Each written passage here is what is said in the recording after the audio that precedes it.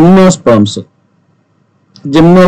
ജിംനോസ്പേംസിനെ പറ്റി പറയുമ്പോഴത്തേക്ക് general characters, അതിന്റെ സ്ട്രക്ചേഴ്സ്, അതായത് external and internal structures, reproductions, life cycle, അതിൽ തന്നെ സ്പെസിഫൈ ചെയ്ത് പറയുന്നുണ്ട് സൈക്കസിനെ കുറിച്ച്, പൈനസിനെ കുറിച്ച്, നീട്ടത്തിനെ കുറിച്ചൊക്കെ നമ്മൾ പഠിക്കണമെന്ന് പറയുന്നുണ്ട്. പിന്നെ അതിന്റെ ഒറിജിന്, എവല്യൂഷൻ, അഫിനിറ്റീസ്, അപ്പൊ ഇങ്ങനെയുള്ള കുറെ കാര്യങ്ങള് അവിടെ, അതായത് 5ാമത്തെ മോഡ്യൂളില് ജിംനോസ്പേം നമ്മൾ പഠിക്കേണ്ടതായിട്ടുണ്ട്. അവിടെ നിന്ന് പല രീതിയിൽ നമ്മളോട് ക്വസ്റ്റ്യൻ ചോദിക്കാം. എന്തായാലും ഒരു ക്വസ്റ്റ്യൻ ഉറപ്പായിട്ടും, ഒരു ചോദ്യം മസ്റ്റ് ആയിട്ട് അവിടെ നിന്ന് ഉണ്ടാവും. ഒരു ചോദ്യം ഈ പഠിക്കുന്ന ഏതൊരു ടോപ്പിക് എടുത്തു കഴിഞ്ഞാലും അവിടെ നിന്ന് ഒരു ചോദ്യം ഉണ്ടാവും.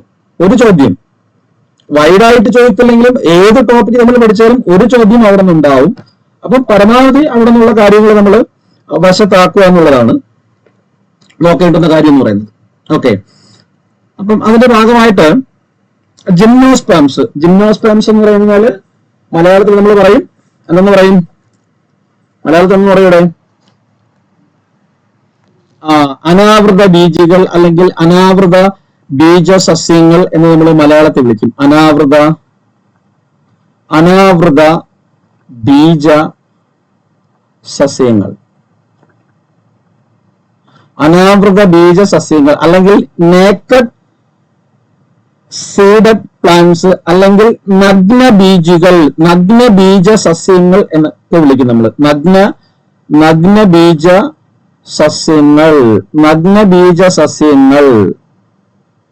ഓക്കെ, അതായത് വിത്തിന് ഉടുപ്പ് നിക്കറൊന്നും ഉണ്ടായിരിക്കത്തില്ല, സീഡിന് കായ്ക്ക് നിക്കർ ഉടുപ്പൊന്നും ഉണ്ടായിരിക്കത്തില്ല, നിക്കർ ഉടുപ്പൊന്നും ഇല്ലാത്ത നേക്കട്ടായിട്ടുള്ള ബീജങ്ങൾ, വിത്തുകളുള്ള സസ്യങ്ങളാണ് ജിംനോസ്പേംസ് എന്ന് പറയുന്നത്. ആ ജിംനോസ്പേംസിനെ കുറിച്ചാണ് പഠിക്കാനുള്ളത്. നമ്മൾ കാട് കയറി കാടടച്ച് പഠിക്കേണ്ട, എന്നാൽ എല്ലാ കാര്യങ്ങളും അവിടുന്ന് പഠിക്കുകയും വേണം. ജിംനോസ്പേംസുമായിട്ട് ബന്ധപ്പെട്ടുകൊണ്ട് എല്ലാ കാര്യങ്ങളും നമ്മൾ അവിടെ നിന്ന് വശത്താക്കുകയും വേണം.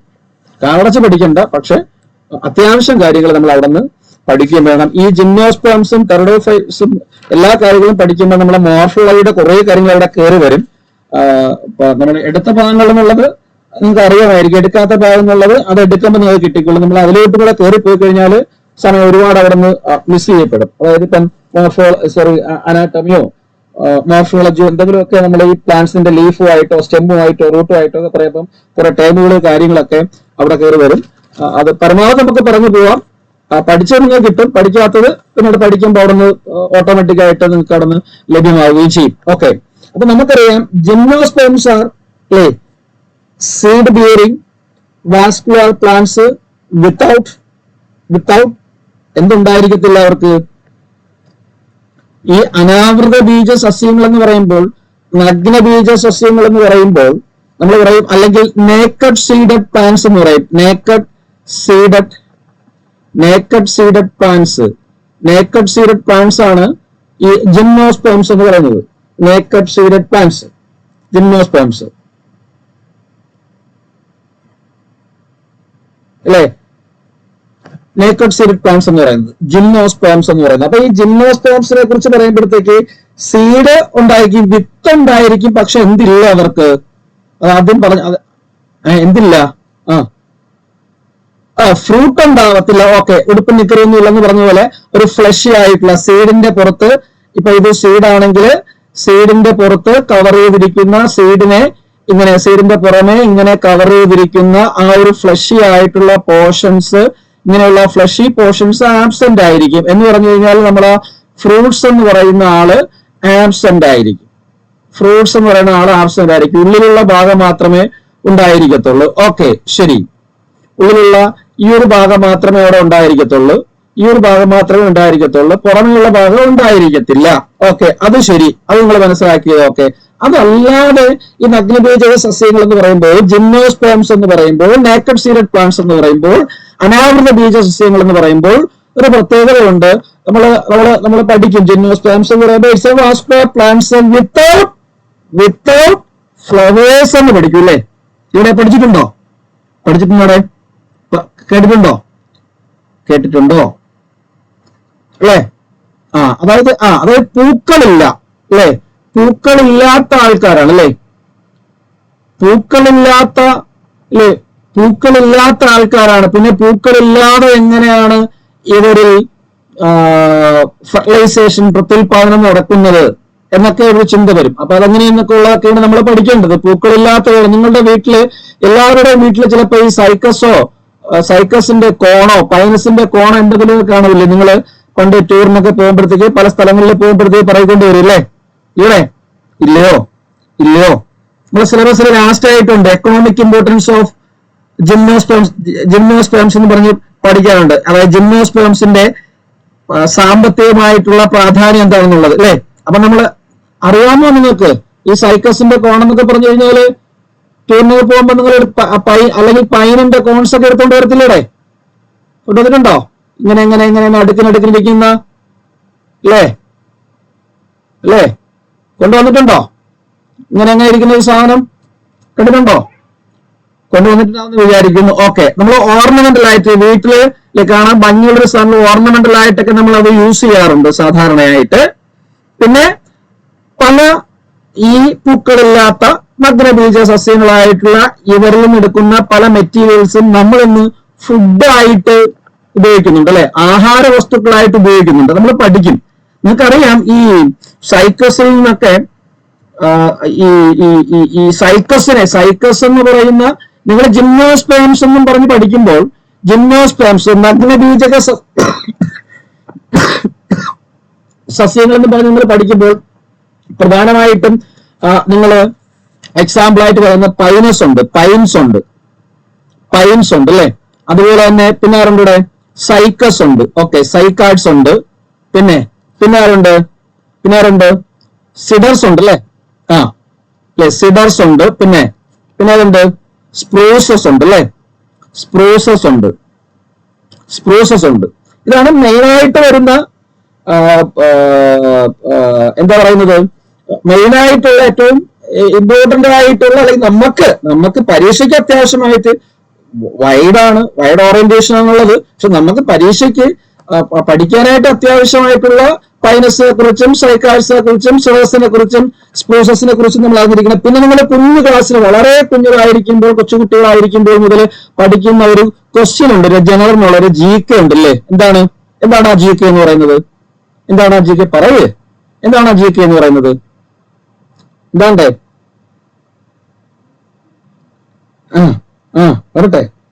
വരട്ടെ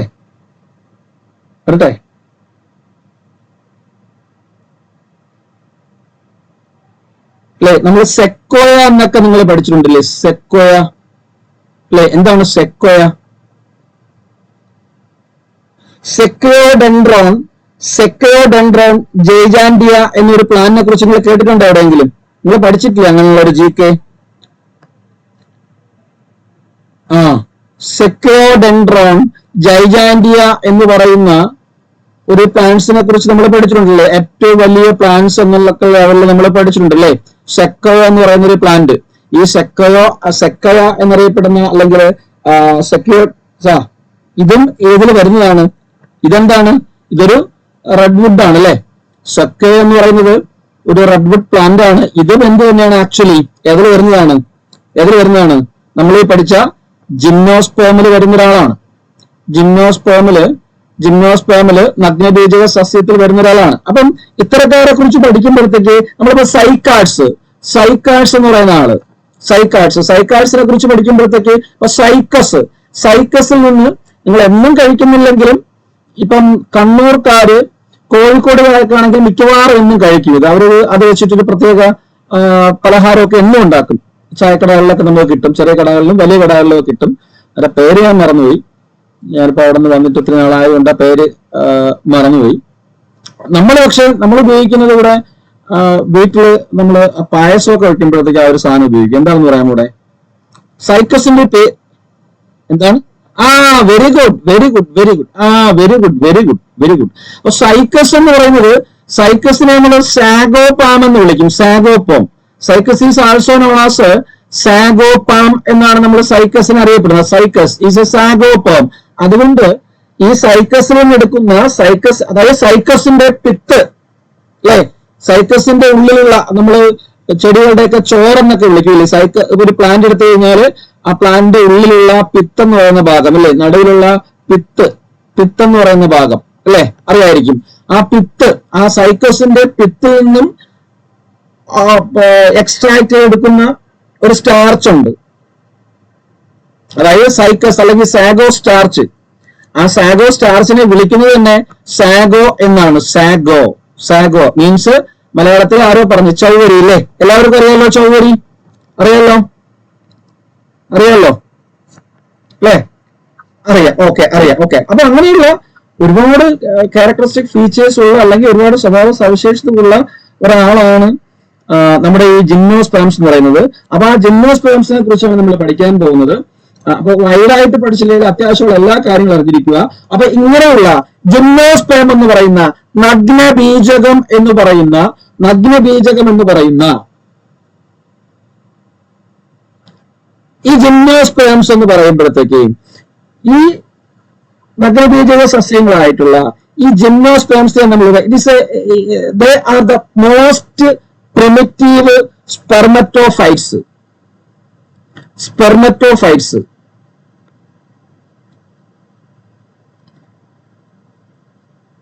മോസ്റ്റ് പ്രിമിറ്റീവ് ആയിട്ടുള്ള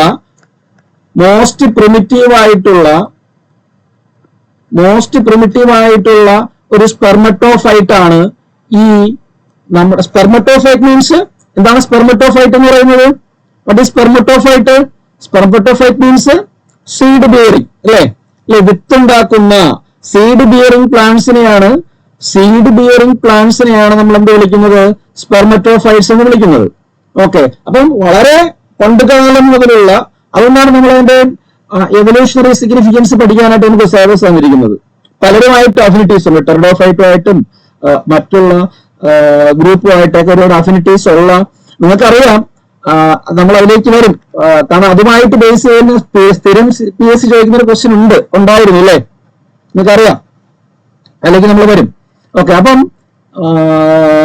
എന്താ പറയാ, ആ സീഡ് ബിയറിംഗ് ആയിട്ടുള്ള പ്രിമിറ്റീവ് ആയിട്ടുള്ള അല്ലെങ്കിൽ സ്പെർമറ്റോഫൈറ്റുകളായിരുന്നു ഈ നമ്മുടെ ജിംനോസ്പേംസ് എന്ന് പറയുന്നത്. അങ്ങനെയുള്ള ഈ ജിംനോസ്പേംസ് ഏകദേശം 300 BC ഈ ജിംനോസ്പേംസിന് അല്ലെങ്കിൽ ആ ടേം ജിംനോസ്പേം, നഗ്ന ബീജക സസ്യങ്ങൾ എന്ന് പറയുന്നത്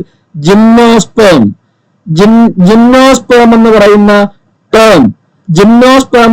ടേം, കോയിൻ ചെയ്ത് ആരെന്ന് ചോദിച്ചു കഴിഞ്ഞാല് who is coined by the term gymnosperm എന്ന് പറയുന്ന വാക്ക് നമ്മുടെ ബയോളജിയിൽ കൊണ്ടുവന്ന അല്ലെങ്കിൽ ആ ടേം ആദ്യമായിട്ട് യൂസ് ചെയ്ത ശാസ്ത്രജ്ഞൻ ആരെന്ന് ചോദിക്കും. ആരാണെന്ന് ചോദിച്ചു കഴിഞ്ഞാൽ he is the father of botany എന്ന് നമ്മൾ പറയും. ആരാണ്? തിയോഫ്രാസ്റ്റസ് അല്ലെ, തിയോഫ്രാസ്റ്റസ്. അപ്പൊ തിയോഫ്രാസ്റ്റസ് ആണ് ഈ ജിംനോസ്പേം എന്ന് പറയുന്ന വേർഡ് ആദ്യമായിട്ട് ഉപയോഗിച്ചിരിക്കുന്നത്. ഓക്കെ, അപ്പൊ ജിംനോസ്പേംസിനെ കുറിച്ച് പറയുമ്പോഴത്തേക്ക് ജിംനോസ്പേംസിനെ നമ്മൾ മനസ്സിലാക്കിയിരിക്കുന്നത് ബോട്ടണിയിൽ അല്ലെങ്കിൽ ബയോളജിയിൽ ജിംനോസ്പേംസ് എന്ന് പറയുന്ന നഗ്നബീജക സസ്യങ്ങൾ എന്ന് പറയുന്ന അനാവൃത ബീജകൾ എന്ന് പറയുന്ന നേക്കഡ് സീഡഡ് പ്ലാന്റ് എന്ന് പറയുന്ന ഇവരെ നമ്മൾ മനസ്സിലാക്കി വെച്ചിരിക്കുന്നത് they are regarded as the intermediate between the pteridophyte and angiosperms. ഈ ടെറഡോഫൈറ്റിനും ടെറസിനും അതുപോലെ തന്നെ നമ്മുടെ സബുഷ്പികൾക്കും ആൻജിയോസ്പേംസിനും ഇടയിൽ നിൽക്കുന്ന ആളാണ് ആരെന്ന് പറയുന്നത്? നമ്മുടെ ജിംനോസ്പേമുകൾ എന്ന് പറയുന്നത്.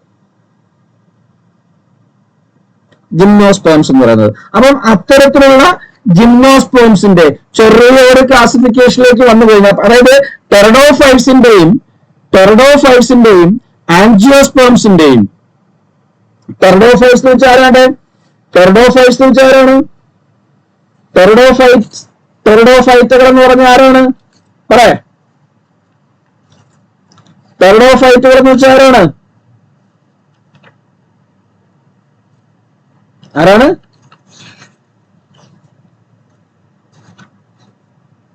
ബ്രയോഫൈറ്റ് ഉണ്ട്, ഫേൺസ് ഒക്കെ വരുന്ന വരുന്ന ഗ്രൂപ്പ് അല്ലെ, ഫേൺസ് ഒക്കെ വരുന്ന ടെറിസ് ഒക്കെ വരുന്ന ഗ്രൂപ്പ്, പന്നൽ ചെടികളൊക്കെ വരുന്ന ഗ്രൂപ്പ്.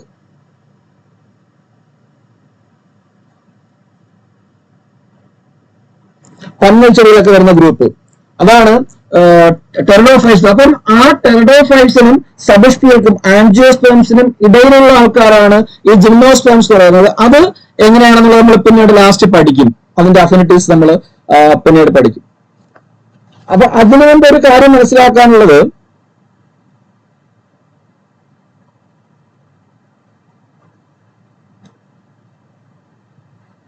നിങ്ങള് ബോട്ടണിയില് ട്രക്യോഫൈറ്റ്സ് എന്ന് പറഞ്ഞ ടേം പഠിച്ചിട്ടുണ്ട്. ട്രക്യോഫൈറ്റ്സ് എവിടെയെങ്കിലും പഠിച്ചിട്ടുണ്ടോ?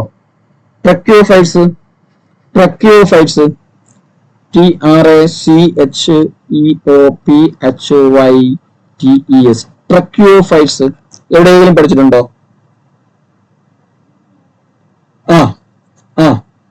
വാസ്കുലർ പ്ലാന്റ്സ് ആണ്. ഈ ട്രക്യോഫൈറ്റ്സിലോട്ട് വരുമ്പോഴാണ് പ്ലാന്റ് ബോഡി അല്ലെങ്കിൽ ഈ വാസ്കുലർ പ്ലാന്റ്സിന്റെ പ്ലാൻ ബോഡി എങ്ങനെയൊക്കെ ഡിഫറൻഷിയേറ്റ് ചെയ്തിരിക്കുന്നത്, റൂട്ടായിട്ടും സ്റ്റെമ്മായിട്ടും ലീവ്സ് ആയിട്ടും അല്ലെ. അതായത് വെൽ ഡെവലപ്ഡ് ആയിട്ടുള്ള വളരെ വികസിതമായിട്ടുള്ള ഒരു വാസ്കുലാർ ടിഷ്യൂ സിസ്റ്റം ഡെവലപ്പ് ചെയ്തിരിക്കുന്ന അല്ലെങ്കിൽ ഡെവലപ്ഡ് ചെയ്ത് വന്നിട്ടുള്ള ഒരു ഗ്രൂപ്പാണ് ഈ ട്രക്യോഫൈറ്റ്സ് എന്ന് പറയുന്നത്. ഈ ട്രക്യോഫൈറ്റ്സിനെയാണ് പല കാറ്റഗറി ആയിട്ട് നമ്മൾ തരംതിരിക്കുന്നത്. ട്രക്യോഫൈറ്റ്സിനെ നമ്മൾ തരംതിരിക്കുന്നത് എങ്ങനെയാണ്? ട്രക്യോഫൈറ്റ്സിനെ നമ്മൾ തരംതിരിക്കും ഫേൺസ്. ട്രക്യോഫൈറ്റ്സിലാണ് ഫേൺസ് വരുന്നത്. ട്രക്യോഫൈറ്റ്സിലാണ് നമ്മൾ പറയുന്ന ജിംനോസ്പേം വരുന്നത്. ട്രക്യോഫൈറ്റ്സിലാണ് നമ്മൾ പഠിക്കുന്ന സബസ്പികളായിട്ടുള്ള ആൻജിയോസ്പേം വരുന്നത്. ട്രക്യോഫൈറ്റ്സ്.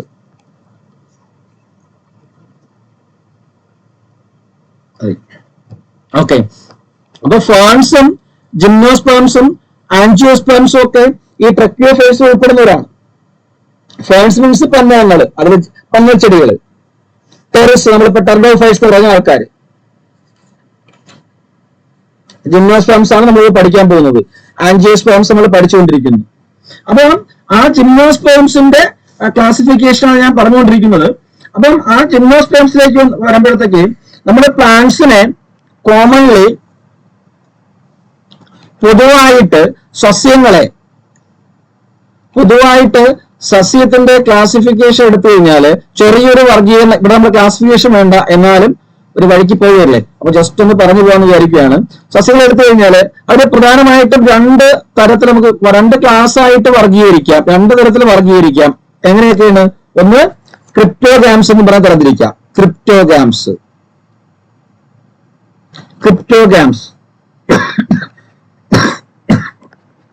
ക്രിപ്റ്റോഗാംസ്. രണ്ടാമത്തത് ആരാണ്ട്?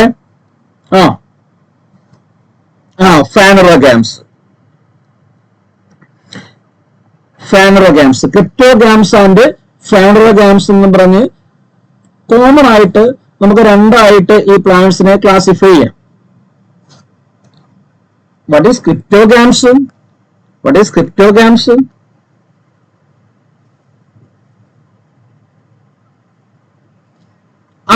Very good. സീഡ്ലെസ് ആയിട്ടുള്ള, വിത്തില്ലാത്ത, ആബ്സെൻസ് ഓഫ് സീഡ്, സീഡ്ലെസ് ആയിട്ടുള്ള വിത്തില്ലാത്ത, കേട്ടോ, വിത്തില്ലാത്ത സസ്യങ്ങളാണ് ക്രിപ്റ്റോഗാമസ് എന്ന് പറയുന്നത്. ഇനി ആരാണ് ഫാനറോഗാംസ് എന്ന് പറയുന്നത്? ഫാനറോഗാംസ് എന്ന് വെച്ച് കഴിഞ്ഞാൽ അതിന്റെ ഓപ്പോസിറ്റ് എന്താണ്? Seeded plants, seed producing plants അല്ലേ? സീഡ് പ്രൊഡ്യൂസ് ചെയ്യുന്ന പ്ലാന്റ്സ്, വിത്തുള്ള പ്ലാന്റ്സ്, അതാണ് ഫാനറോഗാംസ് എന്ന് പറയുന്നത്. വിത്തുള്ള സസ്യങ്ങളാണ് ഫാനറോഗാംസ് എന്ന് പറയുന്നത്. അതില് വിത്തുള്ള ഈ ഫാനറോഗാംസിനെ നമുക്ക് വീണ്ടും ക്ലാസിഫൈ ചെയ്യാൻ പറ്റും. എങ്ങനെ? അതിനെയാണ് നമ്മൾ വീണ്ടും രണ്ടായിട്ട് ക്ലാസിഫൈ ചെയ്യുന്നത്. എങ്ങനെ? ഈ വിത്തുള്ള ഫാനറോഗാംസിനെയാണ് പിന്നെ നമ്മൾ തരംതിരിക്കുന്നത്. എങ്ങനെ? എന്തൊക്കെയായിട്ട്? ജിംനോസ്പേം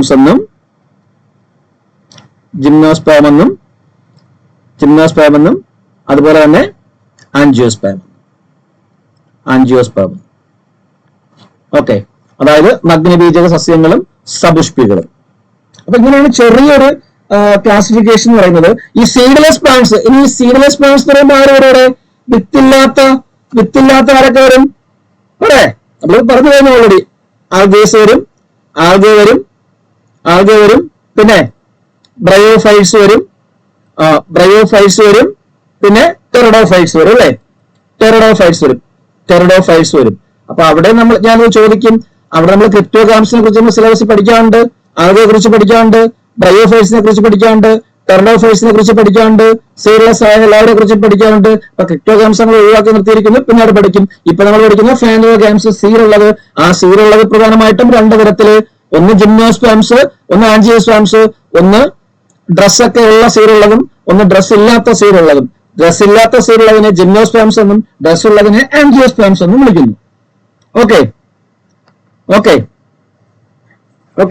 പോവാം. റെഡിയാണോ? അവിടെ ഇത്രയും ജസ്റ്റ് ഒന്ന് മനസ്സിലാക്കിയിരിക്കുക. അപ്പം എന്തുകൊണ്ടാണ് ഈ ജിംനോസ്പേംസിന് ഈ അനാവൃത ബീജികൾ അല്ലെങ്കിൽ നഗ്ന ബീജകങ്ങൾ എന്ന് വിളിക്കാനുള്ള കാരണം എന്താണ്? നമ്മൾ പറഞ്ഞു, എന്താണ്? സീഡിന്റെ പുറത്തുള്ള ആ സീഡിന്റെ പുറമേ കാണപ്പെടുന്ന ഫ്ലഷി ആയിട്ടുള്ള പാർട്സ്, അതായത് ഫ്രൂട്ട് എന്ന് പറയുന്ന ആ ഫ്ലഷി ആയിട്ടുള്ള പാർട്സ് അവിടെ കാണപ്പെടുന്നില്ല. ഇല്ലാത്തത് കൊണ്ടാണ് നമ്മൾ അതിനെ വിളിക്കുന്നത്, ജിംനോസ്പേംസ് എന്ന് വിളിക്കുന്നത്.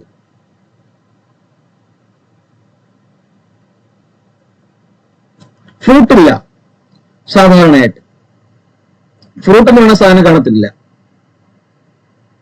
ഓക്കെ, അപ്പം ജിംനോസ്പേംസ് നോക്കിക്കഴിഞ്ഞാൽ നഗ്നബീജക സസ്യങ്ങളില് മാംസവുമായിട്ടുള്ള ഫലം, പഴം വിത്തിന് ചുറ്റും കാണപ്പെടുന്നില്ല.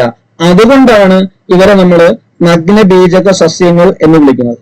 ഇനി നമുക്കറിയാം, ഈ നഗ്നബീജക സസ്യങ്ങൾ നമ്മൾ എടുത്തു കഴിഞ്ഞാല് അതിന്റെ ഒരു ജീവിത സാഹചര്യം നമ്മൾ പരിശോധിച്ചു കഴിഞ്ഞാല് നഗ്നബീജക സസ്യങ്ങള് വളരെ എക്സ്ട്രീം ആയിട്ടുള്ള കണ്ടീഷനിൽ അവസ്ഥയിൽ ജീവിക്കുന്നവരാണ്. അതായത് വളരെ ഹോട്ടായിട്ടുള്ള കണ്ടീഷനിൽ, ഡ്രൈ ആയിട്ടുള്ള കണ്ടീഷനിൽ, വളരെ കോൾഡായിട്ടുള്ള കണ്ടീഷനിൽ ഒക്കെ ജീവിക്കുന്ന ആൾക്കാരാണ് നമ്മുടെ ജിംനോസ്പേമുകൾ എന്ന് പറയുന്നത്. നിങ്ങളെ വീട്ടിനടുത്തൊക്കെയാണ് നമ്മളെ ക്രിസ്മസ് ട്രീ എന്ന് പറഞ്ഞ സാധനം കണ്ടിട്ടില്ലേ? ക്രിസ്മസ് ട്രീ കണ്ടിട്ടുണ്ടോ? ക്രിസ്മസ് ട്രീ ഒരു ജിംനോസ്പേമാണ്. അതൊരു ജിംനോസ്പേമാണ്. പിന്നെ സൈക്കസ് ഒക്കെ മിക്ക കോളേജിന്റെ ഫ്രണ്ടിലും വലിയ വീടിന്റെ ഫ്രണ്ടിലൊക്കെ കാണും. പൈനസ് നിങ്ങൾ എപ്പോഴും എവിടെ പോയാലും കാണാൻ പറ്റും. മൂന്നാറിലോ ഇടുക്കിയിലോ അല്ലെ, എവിടെ പോയാലും പൈൻ മരങ്ങളുടെ കാടുകളിലെ, ഊട്ടിയിലോ കൊടൈക്കനാലിലോ ഒക്കെ പോയി കഴിഞ്ഞാൽ പൈൻ മരങ്ങളുടെ കാട് കാണാൻ പറ്റും. അപ്പം ടെമ്പറേറ്റ് ആയിട്ടുള്ള റീജിയനിലും കാണുന്നുണ്ട്, എക്സ്ട്രീം ആയിട്ടുള്ള റീജിയനിലും ഈ രണ്ടും ജിംനോസ്പേമുകൾ കാണപ്പെടുന്നുണ്ട്. ഓക്കെ, അപ്പം ആ ജിംനോസ്പേം ആദ്യമായിട്ട് ആ വാക്ക് ഉപയോഗിക്കുന്നത് ജിംനോസ്പേം, എം വിട്ടു വന്നു കേട്ടോ, ഞാൻ എഴുതാനായിട്ട് എം കൂടെ ഉണ്ട് കേട്ടോ. ജിംനോസ്പേം എന്ന് പറയുന്ന വേർഡ്, ആ ജിംനോസ്പേം എന്ന് പറയുന്ന ഈ ജിംനോസ്പേം എന്ന് പറയുന്ന വേർഡ് ആ രണ്ട് വാക്കുകളിൽ നിന്നാണ്. ഒന്ന് ജിംനോ എന്ന് പറയുന്ന ഒരു വേർഡ്, അതുപോലെ തന്നെ സ്പേമ എന്ന് പറയുന്ന വാക്ക്. ജിംനോ എന്ന് പറഞ്ഞതിന്റെ അർത്ഥം നേക്കട്ട് എന്നാണ്. ജിംന എന്ന് പറഞ്ഞു കഴിഞ്ഞാൽ നേക്കട്ട് എന്നും, സ്പേമ എന്ന് പറയുന്നത് സീഡ്സ് എന്നുമാണ്. അപ്പൊ ഈ രണ്ട് വേർഡിൽ നിന്നാണ് ഈ വാക്ക് ഉരുത്തിരിഞ്ഞിരിക്കുന്നത്. ജിംനോ മീൻസ് നേക്കട്ട്, നഗ്നമായിട്ടുള്ളത്, അനാവൃതമായിട്ടുള്ളത് എന്നൊക്കെയുള്ള അർത്ഥമാണ്. സ്പേമ മീൻസ് വിത്ത്, സീഡ് എന്ന്. അപ്പൊ ഈ ഒരു രണ്ട് വേർഡുകളുടെ സംയോജനമാണ് ഒരുമിച്ച് ചേർത്തവനെ നേക്കഡ് സീഡഡ് പ്ലാന്റ്സ് എന്നറിയപ്പെടുന്നത്, നേക്കഡ് സീഡഡ് പ്ലാന്റ്സ് എന്ന് വിളിക്കുന്നത്. ഓക്കെ, ഇനി എന്തുകൊണ്ടാണ് ഇവരുടെ പുറത്ത് അല്ലെങ്കിൽ ഇവരുടെ സീഡിന്റെ പുറമെ ഈ ഫ്ലഷി ഫ്രൂട്ട് കാണപ്പെടാത്തത്? എന്തുകൊണ്ടായിരിക്കും അത് കാണാതിരിക്കുന്നത് എന്നുള്ളതാണ് നമ്മൾ നോക്കാനുള്ളത്. ജനറൽ ക്യാരക്ടേഴ്സിലേക്ക് വരുമ്പോൾ ആദ്യമായിട്ട് പരിശോധിക്കേണ്ടതാണ്. അതിന്റെ ഡീറ്റെയിലിംഗ് റീപ്രൊഡക്ഷനിൽ നിങ്ങൾക്ക് പൂർണ്ണമാകും. റീപ്രൊഡക്ഷൻ പഠിക്കുമ്പോഴത്തേക്ക് വളരെ ക്ലിയർ ആയിട്ട് പൂർണ്ണമാകും. ജസ്റ്റ് ജനറൽ ആയിട്ട് നമ്മൾ ആദ്യം നോക്കിയപ്പോ നമുക്കറിയാം, സാധാരണയായിട്ട് ഒരു സീഡ് ഉണ്ടാകണമെങ്കിൽ ആരൊക്കെ വേണം അവിടെ? മെയിൽ ഗാമീറ്റ്സും വേണം, അതുപോലെ തന്നെ ഫീമെയിൽ ഗാമീറ്റ്സും വേണം അല്ലെ? ഫീമെയിൽ ഗാമീറ്റ്സും ഉണ്ടായിരിക്കണം. അതിന്റെ പേരൊക്കെ പിന്നെ നമ്മൾ പഠിക്കും. ഓക്കെ, അപ്പം ഈ മെയിൽ ഗാമീറ്റ്സും ഫീമെയിൽ ഗാമീറ്റ്സും ഫ്യൂസ് ചെയ്യുന്നു, അല്ലെങ്കിൽ ഫെർട്ടിലൈസേഷൻ നടക്കുന്നു. ഫെർട്ടിലൈസേഷൻ നടന്നു കഴിഞ്ഞാൽ രണ്ടും കൂടെ ഫ്യൂസ് ചെയ്ത് എന്തുണ്ടാവും? മെയിലും ഫീമെയിലും ഫ്യൂസ് ചെയ്ത് എന്തുണ്ടാവും? ഇവിടെ എന്തുണ്ടാകും പറയാ? ആദ്യം എന്തുണ്ടാകും? സൈഗോട്ട് അല്ലെങ്കിൽ സിക്താണ്ഡം രൂപപ്പെടുന്നു, അല്ലെ? സൈഗോട്ട് അഥവാ സിക്താണ്ഡം രൂപപ്പെടുന്നു.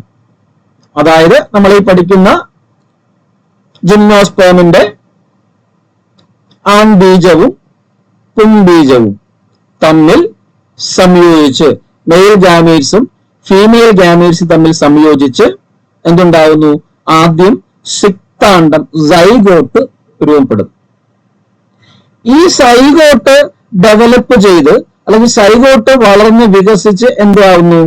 സൈഗോട്ട് വളർന്ന് വികസിച്ച് എന്താവുന്നു? എംബ്രിയോ എന്ന് പറയുന്ന എംബ്രിയോ അല്ലെങ്കിൽ ഭ്രൂണം എന്ന് പറയുന്ന ആള് രൂപപ്പെടുന്നു. എംബ്രിയോ ഉണ്ടാവും.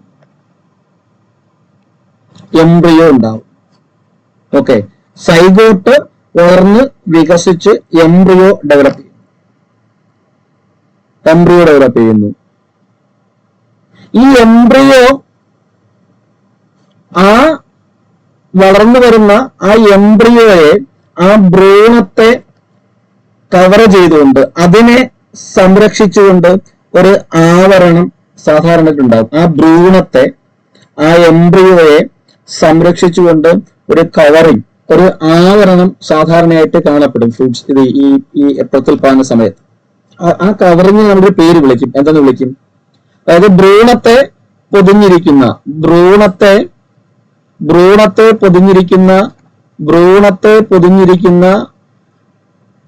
കവറ് എന്താ വിളിക്കും? അവിടെ പാളി അല്ലെങ്കിൽ പാളി, അത് നമ്മളൊരു പേര് വിളിക്കും. എന്ത് വിളിക്കും? ഭ്രൂണത്തെ പൊതിഞ്ഞിരിക്കുന്ന പാളിയെ നമ്മൾ എന്ത് വിളിക്കും? സാധാരണയായിട്ട് പ്ലാന്റ്സിന്റെ കേസിൽ എന്ത് വിളിക്കും? അത് നമ്മൾ എന്ത് വിളിക്കും? ഓവ്യൂൾ എന്ന് വിളിക്കും. കേട്ടിട്ടില്ലേ? ഓവ്യൂൾ. ഈ ഓവ്യൂള് ആണ് പിന്നീട് എന്തായിട്ട് മാറുന്നത്? ഓവ്യൂൾ എന്തായിട്ട് മാറും? വിത്തായിട്ട് മാറും, സീഡായിട്ട് മാറും. ഓവ്യൂള് സീഡായിട്ട് മാറും, അല്ലെ? ആ സീഡായിട്ട് മാറുന്ന ഓവ്യൂളിന് പുറമെയുള്ള, അതായത് ഒരു സൈഗോട്ട് രൂപപ്പെടുന്നു. ആ സൈഗോട്ടിനെ കവർ ചെയ്തുകൊണ്ട് ഒരു ഓവ്യൂള് രൂപപ്പെടുന്നു. സൈഗോട്ട് മീൻസ് ഭ്രൂണത്തെ ചെയ്തുകൊണ്ട് ഒരു ഓവ്യൂള് രൂപപ്പെടുന്നു. ആ ഓവ്യൂളിനെ കവർ ചെയ്തുകൊണ്ട്, ഓവ്യൂളിനെ പ്രൊട്ടക്ട് ചെയ്യാൻ വേണ്ടിയിട്ട്, ആ ഓവ്യൂളിനെ കവർ ചെയ്യാൻ വേണ്ടിയിട്ട് എന്ത് ചെയ്യും? എന്തുണ്ടാവും? വരും? ആര് വരും? അല്ല, അങ്ങ് കയറണ്ട. നമ്മള് അങ്ങോട്ട് എംബ്രിയോ ആയിട്ട് പോകുന്നില്ല. ജസ്റ്റ് എന്തുകൊണ്ടാണ് നേക്കഡ് സീഡ് എന്ന് പറയാൻ വേണ്ടി മാത്രം. അതിലേക്ക് വരുമ്പോഴത്തേക്ക് ഇന്റഗ്രിമെന്റും ആ കാര്യങ്ങളൊക്കെ നമുക്ക് അവിടെ വരാം, എംബ്രിയോയിലേക്ക് വരാം. അത്ര കയറി പറയണ്ട, ജസ്റ്റ് ഒന്ന് സിമ്പിൾ ആയിട്ട് പറഞ്ഞാൽ മതി.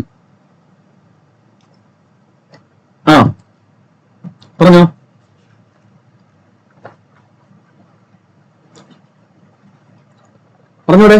ഓവ്യൂളിനെ പൊതിഞ്ഞുകൊണ്ട് എന്തുണ്ടാവുന്നു? പറഞ്ഞ് ഓവറി, ഫ്രൂട്ടല്ല, ഓവറി. ഇങ്ങനെ ഓവ്യൂളിനെ പൊതിഞ്ഞുകൊണ്ട് ഇങ്ങനെ ഓവറി ഉണ്ടോ? ജസ്റ്റ് സിമ്പിൾ മനസ്സിലാക്കാനായിട്ട് പറയുക. അപ്പം ഇത് എഗ്ഗാണ്, സോറി സൈഗോട്ടാണ്.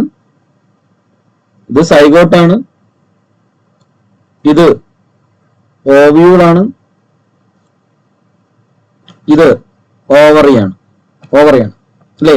സൈഗോട്ട് ഭ്രൂണമാകുന്നു. അതിന്റെ പുറത്തായിട്ടാണ് ഓവ്യൂള് വരുന്നത്. അതിനെ പൊതിഞ്ഞുകൊണ്ടാണ് ഓവ്യൂള് വരുന്നത്. ഓവ്യൂളിനെ പൊതിഞ്ഞുകൊണ്ടാണ് ഓവറി വരുന്നത്. നമ്മളത് ഈ ഓവ്യൂളിന്റെ മലയാളം എന്ന് പറയുന്നത് ഇപ്പോഴേ പഠിച്ചോ, എംബ്രിയോളജി പഠിക്കുമ്പോൾ ഉപകാരമായിട്ട്. ഓവ്യൂളിന്റെ മലയാളം എന്താ? ഇതോടെ ഓവ്യൂളിന്റെ മലയാളം അണ്ടം എന്നല്ല, ബീജാണ്ടം. എഗ്ഗാണ് അണ്ടം. എഗ്ഗിനെയാണ് നമ്മൾ അണ്ടം എന്ന് പറയുന്നത്. എഗ്ഗ്. ഓക്കെ, എഗ്ഗ് ആണ് അണ്ടം എന്ന് പറയുന്നത്. ഓവ്യൂളിനെ നമ്മൾ ബീജാണ്ടം എന്നാണ് പറയുന്നത്. ബീജാണ്ടം. ഓവ്യൂൾ എന്ന് പറഞ്ഞു കഴിഞ്ഞാൽ ബീജാണ്ടം എന്നാണ്. ഓവ്യൂളിനെ വിളിക്കുന്നത് ബീജാണ്ടം എന്നാണ്. മനസ്സിലായില്ലേ? നമ്മള് പ്ലാന്റ്സിന്റെ കാര്യത്തിലേക്ക് പഠിക്കും. ഈ ഓവ്യൂൾ എന്ന് പറയുന്ന ഈ ബീജാണ്ടം, ഇങ്ങനെയുള്ള ബീജാണ്ടം അല്ലെ, ഒരു ചെറിയ ഒരു ഞെട്ട് കൊണ്ട് എന്തുമായിട്ട് കണക്ട് ചെയ്തിരിക്കും? ഒരു നൂല് കൊണ്ട് ആരുമായിട്ട് കണക്ട് ചെയ്തിരിക്കും? ഇവിടെയുള്ള ആരാണ്? പ്ലാസന്റ അല്ലെ? ഈ പ്ലാസന്റ, ഈ ഞെട്ടിനെ നമ്മൾ വിളിക്കും, എന്തെന്ന് വിളിക്കും ഇവിടെ? ഞെട്ടിനെ. അതിനെ ബീജാണ്ട വൃന്ദം, അല്ലെങ്കിൽ ഇംഗ്ലീഷിൽ പഠിച്ചിട്ടുണ്ട് ഫുണിക്കിൾ. പഠിച്ചിട്ടില്ലേ? പഠിച്ചിട്ടില്ലേ? പഠിച്ചിട്ടുണ്ടോ? അപ്പൊ ഈ ബീജാണ്ടം ഫുണിക്കിൾ വഴി ഈ പ്ലാസന്റയിൽ കണക്ട് ചെയ്യും. ആ പ്ലാസന്റയിൽ കണക്ട് ചെയ്യുന്ന ഒരു ഭാഗമുണ്ട്. കണക്ട് ചെയ്യുന്ന ഭാഗത്തെ നമ്മൾ ഹൈലം എന്ന് വിളിക്കും, നാഫി എന്നൊക്കെ വിളിക്കും. ഹൈലം അല്ലെ? അങ്ങനെ ആ ബീജാണ്ടത്തെ അങ്ങനെയുള്ള, അതായത് ഫുണിക്കിൾ കൊണ്ട്, ഇത് ഫുണിക്കിൾ എന്ന് വെച്ചാൽ ബീജാണ്ട വൃന്ദത്തെ ഈ പ്ലാസന്റയുമായി കണക്ട് ചെയ്യുന്നു. ആ കണക്ട് ചെയ്യുന്നത് ഹൈലമാണ്, നാഫി എന്ന് പറയും. അങ്ങനെ ആ ബീജാണ്ടത്തെ പൊതിയുന്ന രണ്ട് ആവരണങ്ങൾ, പുറമേയുള്ള രണ്ട് ആവരണങ്ങളുണ്ട്. ആ ബീജാണ്ടത്തെ പൊതിയുന്ന, ഇതിനെ ഇങ്ങനെ പൊതിഞ്ഞു വരുന്ന, അതാണ് അയാൾ പറഞ്ഞത്. അയാൾ പറഞ്ഞുകൊണ്ട് അതൊന്ന് ക്ലിയർ ചെയ്യാൻ വേണ്ടി പറയുന്നേ ഉള്ളൂ. ആ ബീജാണ്ടത്തെ ബീജാണ്ടത്തെ പൊതിയുന്ന പാളി, അതിനെയാണ് നമ്മൾ എന്ത് വിളിച്ചത്? അയാൾ പറഞ്ഞു. എന്തെന്ന് പറഞ്ഞത്? ഇന്റഗുമെന്റ്സിന്റെ മലയാളം നമ്മള് ആദ്യാവരണം എന്നാണ് വിളിക്കുന്നത് കേട്ടോ. നമ്മൾ പഠിക്കും, ആദ്യാവരണം എന്നും പറഞ്ഞ് പഠിക്കും. ആദ്യാവരണം, ഇന്റഗുമെന്റ്സ്. അതായത് രണ്ടെണ്ണം ഉണ്ട്, ഡബിൾ ലെയേർഡ് ആണ്. അതിന് പുറത്തുള്ളതിനെ നമ്മൾ ഔട്ടർ ഇന്റഗുമെന്റ് എന്നും അകത്തുള്ളതിനെ ഇന്നർ ഇന്റഗുമെന്റ് എന്നും പറയും. അതായത് ബഹിരാദ്യ ആവരണം എന്നും അതുപോലെ ആന്തരാദ്യ ആവരണം എന്നും. Outer ഇന്റഗുമെന്റും inner ഇന്റഗുമെന്റും. നിങ്ങൾക്കിപ്പോ ഞാൻ ആദ്യം പറയുമ്പോൾ ഭീകരമായിട്ട് തോന്നും, പക്ഷെ നമ്മൾ പഠിക്കേണ്ട ഒന്നുമില്ല. ക്വസ്റ്റ്യൻ എങ്ങനെ വെച്ചാൽ എഴുതാൻ പറ്റും. ഓക്കെ, അപ്പൊ ഈ ബീജാണ്ടം അല്ലെങ്കിൽ ഓവ്യൂൾ എന്ന് വെച്ചാൽ വളരെ സൊഫിസ്റ്റിക്കേറ്റ് ആയിട്ടുള്ള, വളരെ മൃദുവായിട്ടുള്ള, ഭയങ്കരമായിട്ട് സൊഫിസ്റ്റിക്കേറ്റ് ആയിരിക്കുന്ന സാധനമാണ്. അപ്പൊ അതിനെ ഒന്ന് പ്രൊട്ടക്ട് ചെയ്യാൻ വേണ്ടി എന്തെങ്കിലും ചെയ്യാനൊക്കെ പറ്റിക്കഴിഞ്ഞാൽ താഴെ പോകും. അങ്ങനെയുള്ള സാധനമാണ്, ഇല്ലാതായി പോകും. അപ്പൊ അതിനെ സംരക്ഷിക്കുക, അതിനൊന്ന് കവർ ചെയ്ത് പൊതിഞ്ഞ് ഒന്ന് സെറ്റപ്പ് ചെയ്ത് സൂക്ഷിക്കുക എന്നുള്ളതാണ് നമ്മുടെ ഈ ഇന്റഗുമെന്റിന്റെ പ്രധാന ധർമ്മം, അല്ലെങ്കിൽ ഔട്ടർ ഇന്റഗുമെന്റിന്റെയും ഇന്നർ ഇന്റഗുമെന്റിന്റെയും പ്രധാന ധർമ്മം എന്ന് പറയുന്നത്. മനസ്സിലായില്ലേ? അതായത് ഈ ഓവ്യൂളിനെ തന്നെ അതിന്റെ ഒരു സൈഡ് നമ്മൾ എടുത്തു നോക്കിക്കഴിഞ്ഞാല്, ഓവ്യൂളിന്റെ ഒരു സൈഡ്, ഈ സൈഡ് ഇവിടെ നോക്കിക്കഴിഞ്ഞാൽ ഇവിടെ നമ്മൾ തുറന്നിരിക്കില്ലേ? ഈ ഒരു സൈഡ് ഓപ്പൺ ആയിരിക്കും, ഇവിടെ ഓപ്പൺ ആയിരിക്കും, ഇൻകംപ്ലീറ്റ് ആയിരിക്കും ഓവ്യൂളിന്റെ. അതിന് നിങ്ങളൊരു പേര് പഠിച്ചിട്ടുണ്ട്, എന്താണ്? ഓർമ്മ ഉണ്ടാകുന്ന കൂട്ടെ ഓവ്യൂള് വന്നു കഴിഞ്ഞാല് അതിന്റെ ഒരു ഭാഗം ഇങ്ങനെ ഓപ്പൺ ആയിരിക്കും, കംപ്ലീറ്റ് അല്ല. ഈ ഒരു ഭാഗം ഇങ്ങനെ പുറത്തോട്ട് ഓപ്പൺ ആയിരിക്കും.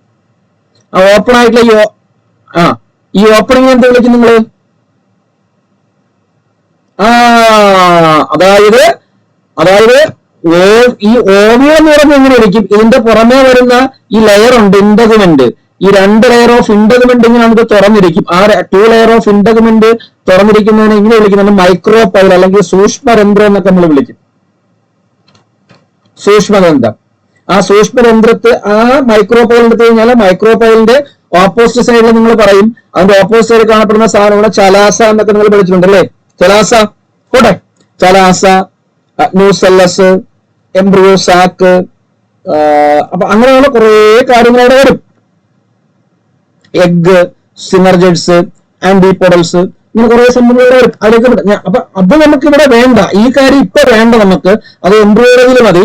ഇപ്പൊ ഞാൻ ഈ പറഞ്ഞുകൊണ്ടിരുന്ന എങ്ങനെയാണ് നമ്മുടെ ഈ നഗ്നബീജക സസ്യങ്ങള്, ജിംനോസ്പെംസ്, ഫലമില്ലാത്ത ആൾക്കാരായിട്ട് മാറി. അപ്പൊ നമ്മളിവിടെ പറഞ്ഞുകൊണ്ട് വന്നത് ഈ ബീജാണ്ടത്തെ പൊതിഞ്ഞ് ഓവറി എന്ന് പറഞ്ഞു കഴിഞ്ഞാൽ ഓവറിയുടെ മലയാളം എന്താണ്? ഓവറിയുടെ മലയാളം എന്താണ്ടേ? അണ്ടാശയം. ഞാൻ ചോദിക്കുന്നത് പഠിക്കാൻ വേണ്ടിയാണ്. ഓവറി എന്നല്ല, അണ്ടാശയം എന്ന് തന്നെ ചോദിക്കും പരീക്ഷയ്ക്ക്. അണ്ടാശയം എന്ന് തന്നെ ചോദിക്കും. അപ്പൊ ഈ ഓവറിയെ, ബീജാണ്ടത്തെ പൊതിഞ്ഞ്, ബീജാണ്ടത്തെ കവർ ചെയ്ത്, അതല്ലെങ്കിൽ ബീജാണ്ടത്തിന് പുറത്ത് ഓവറി ഉണ്ട്. ഈ ഓവറിയാണ് ഭാവിയിൽ എന്തായിട്ട് മാറാനുള്ളത്, അല്ലെ എന്തായിട്ട് മാറുന്നത്? ഫ്രൂട്ടായിട്ട് മാറുന്നത്. മനസ്സിലായില്ലേ? ഓക്കെ, നമ്മൾ പറഞ്ഞു ഓവിയൂള് വിത്തായിട്ട്, സീഡായിട്ട്, ബീജാണ്ടം വിത്തായിട്ട് മാറും. ബീജം വിത്ത്, അങ്ങനെ ഓർത്താൽ മതി. ബീജാണ്ടം വിത്തായിട്ട് മാറുന്നു. എന്നാൽ ഓവറി, അണ്ടാശയം ഫ്രൂട്ടായിട്ട്, അണ്ടാശയത്തിന്റെ ഭാവി എന്ന് പറയുന്നത് എന്താണ്? ഫലമാണ്. പക്ഷേ ജിംനോസ്പേമിൽ ഈ ഓവറി എന്ന് പറയുന്ന ഈ ഒരു സ്ട്രക്ചർ, നമ്മളിവിടെ കണ്ട ഈ ഒരു ഘടന, ഈ ഓവറി എന്ന് പറയുന്ന ഈ ഒരു ഘടന ആബ്സെന്റ് ആയിരിക്കും, ഉണ്ടാകത്തില്ല. ഈ ഓവറി എന്ന് പറയുന്ന ഒരു ഘടന ഉണ്ടാകത്തില്ല. ആർക്കുണ്ടാകത്തില്ല? ജിംനോസ്പേംസിന് കാണത്തില്ല. ജിംനോസ്പേംസിന് രൂപപ്പെടത്തില്ല. ഓവറി ഉണ്ടാകത്തില്ല. അവർക്ക് എംബ്രിയോ ഉണ്ട്, അതായത് ഭ്രൂണമുണ്ട്, സൈഗോട്ടുണ്ട്, ഭ്രൂണമുണ്ട്, ഭ്രൂണത്തെ പൊതിഞ്ഞുകൊണ്ട് ഓവ്യൂളുണ്ട്. ഇത്ര മാത്രമേ ഉള്ളൂ. സാധാരണ സസ്യങ്ങളിൽ കാണുന്നത് പോലെയുള്ള ഓവറി എന്ന് പറയുന്ന ഒരു ഘടന, അണ്ടാശയം എന്ന് പറയുന്ന ഒരു ഘടന രൂപപ്പെടുന്നില്ല. സോ അതുകൊണ്ട് ആണ്, കാരണം അണ്ടാശയമില്ലാത്തതുകൊണ്ട് ബലം ഉണ്ടാകുന്നില്ല. അതുകൊണ്ട് ഓൾസോ കാൾഡ് എന്താണ്? Naked seed. കാരണം ഈ ഇവിടെ ഉണ്ടാകുന്ന ഈ ഫ്ലഷിയായിട്ട് മാറേണ്ട, മാംസമായ ബലമായിട്ട് മാറേണ്ട ഓവറി, അണ്ടാശയം ആബ്സെന്റ് ആണ്. ഓവറി ഇല്ല, ഓവറി ആബ്സെന്റ് ആണ്. അതുകൊണ്ടാണ് അത് നേക്കഡ് സീഡ് എന്നറിയപ്പെടുന്നത്. ഓക്കെ, അപ്പം അതെന്തുകൊണ്ടാണ് ഈ ഫ്ലഷിയായിട്ടും ഈ അണ്ടാശയം വരാത്തത്? എന്ത് കാരണത്താലാണ് ഈ അണ്ടാശയം ഉണ്ടാകാത്തത് എന്നുള്ളത് നമ്മൾ അവസാനം അവരുടെ റീപ്രൊഡക്ഷൻ, ഏതെങ്കിലും ഒരാളുടെ റീപ്രൊഡക്ഷൻ എടുത്ത് നമ്മൾ പഠിക്കും. അപ്പൊ നമുക്ക് അതിന്റെ കാര്യം മനസ്സിലാവും. ഓക്കെ, ക്ലിയർ ആണോ പറഞ്ഞത്? ജിംനോസ്പേംസിന് എന്തുകൊണ്ടാണ് ജിംനോസ്പേംസ് എന്ന് പറയാനുള്ള കാരണം പിടികിട്ടിയ? ഇത് ഒറ്റ സെന്റൻസിൽ ഒതുക്കാം, പക്ഷെ അതിന്റെ ഡീറ്റെയിൽ ഒന്ന് നമുക്ക് എംബ്രിയോളജി അങ്ങേയറ്റം പഠിക്കണമല്ലോ. അതുകൊണ്ടാണ് ഇത്രയും ഡീറ്റെയിൽ ആയിട്ട് പറയുന്നത്. ഓക്കെ ആണോ? ആ ഒരു സ്റ്റേറ്റ്മെന്റ് ആയിട്ട് നമ്മളോട് ചോദിക്കാം. ജിംനോസ്പേംസിലെ അണ്ടാശയം അല്ലെങ്കിൽ ഓവ്യൂളിന് പുറത്തുള്ള, അല്ലെങ്കിൽ ഓവ്യൂളിനെ പ്രൊട്ടക്ട് ചെയ്ത് കാണപ്പെടുന്ന, ഓവ്യൂളിനെ, ബീജാണ്ടത്തെ, നഗ്നബീജക സസ്യങ്ങളിൽ, അനാവൃത ബീജികളിൽ ബീജാണ്ടത്തെ പൊതിഞ്ഞ് സംരക്ഷണ കവചമായി കാണപ്പെടുന്ന അണ്ടാശയം എന്ന് പറയുന്ന ഘടന ഉണ്ടായിരിക്കുകയില്ല. ശരിയോ തെറ്റോ? ശരി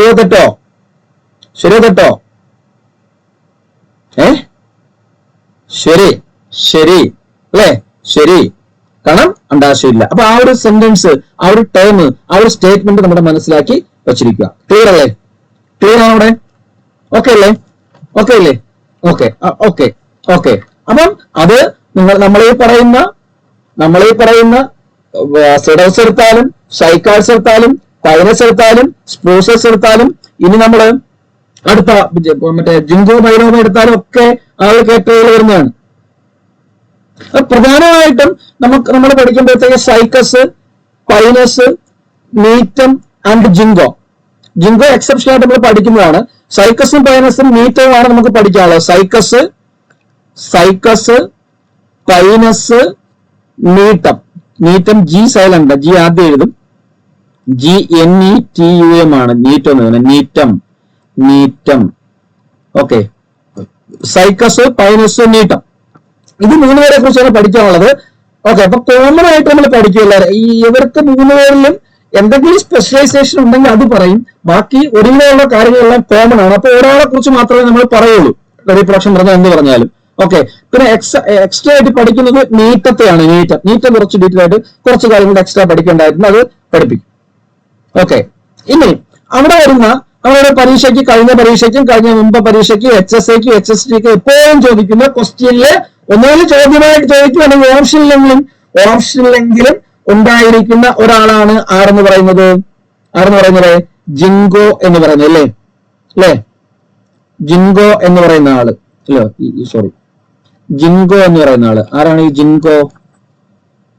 നിങ്ങളെല്ലാവരും പഠിച്ചിട്ടുള്ളതും ഒരുപാട് തവണ ക്വസ്റ്റ്യൻസ് കണ്ടിട്ടുള്ളതും ക്വസ്റ്റ്യൻ കേട്ടിട്ടുള്ളതുമായിട്ടുള്ള ആളാണ് ഈ ജിങ്കോ എന്ന് പറയുന്നത് അല്ലെ. ജിങ്കോ എന്ന് പറയുന്നത് ജിങ്കോ എന്ന് പറഞ്ഞു കഴിഞ്ഞാൽ ജിങ്കോ ബൈലോബ എന്ന് പറയുന്ന ആള്. ജിങ്കോ ബൈലോബ. നമ്മൾ ജിങ്കോ ബൈലോബയെ കുറിച്ച് പറയുമ്പോഴത്തേക്ക് ഇറ്റ് ഈസ് ഇതെന്താണ്? ഇവനെ എന്ത് പറയും? എന്ത് പറയും? ഒരു ലിവിങ് ഫോസിൽ എന്ന് പറയും അല്ലെ. ജിങ്കോ ബൈലോബ എന്ന് പറയുന്നത് ലിവിങ് ഫോസിലാണെന്നുള്ള ലെവലിലാണ് നമ്മൾ പഠിക്കുന്നത്. ജിങ്കോ ബൈലോബ എന്ന് പറയുന്നത് ലിവിങ് ഫോസിലാണ്. ഇനി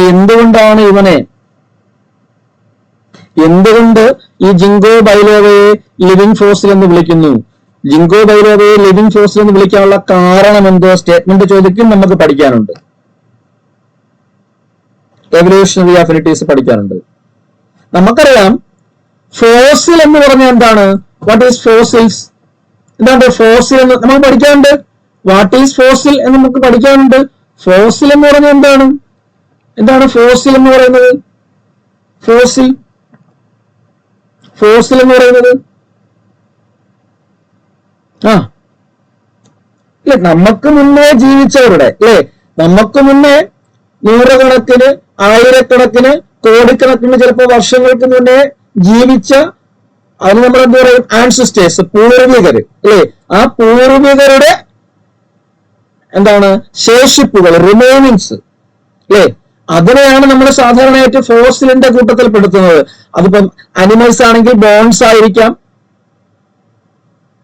പ്ലാന്റ്സ് ആണെങ്കിൽ ലീവ്സ് ആവാം, അല്ലെങ്കിൽ പ്ലാന്റ്സിന്റെ മറ്റേതെങ്കിലും പാർട്സ് ആവാം, പ്ലാന്റ് പാർട്ട് തന്നെ മുഴുവനായിട്ടാവാം. അപ്പൊ അങ്ങനെയുള്ള ആൾക്കാരെയാണ് നമ്മൾ ഫോസിൽസ് എന്ന് വിളിക്കുന്നത്, ഫോസിലുകൾ എന്ന് വിളിക്കുന്നത്.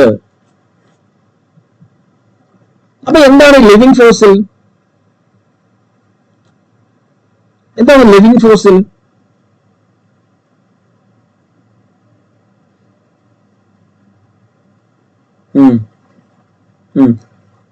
കുറച്ചുകൂടി നിങ്ങൾ ലിവിങ് ഫോസിൽ എന്ന് പറഞ്ഞ് പഠിക്കത്തില്ലേ? What is, എന്താണവ?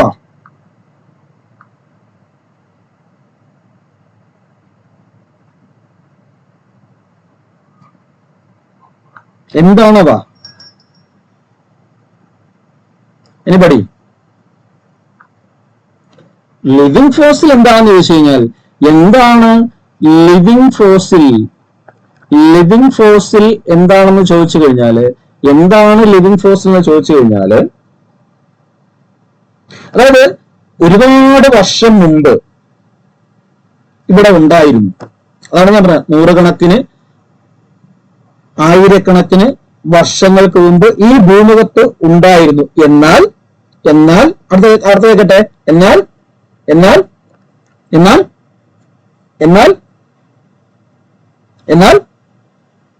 ആയിരക്കണക്കിന് നൂറുകണക്കിന് അല്ലെങ്കിൽ ഒരുപാട് വർഷങ്ങൾക്ക് മുമ്പ് ഈ ഭൂമുഖത്ത് ഉണ്ടായിരുന്നു. എന്നാൽ ഇപ്പോൾ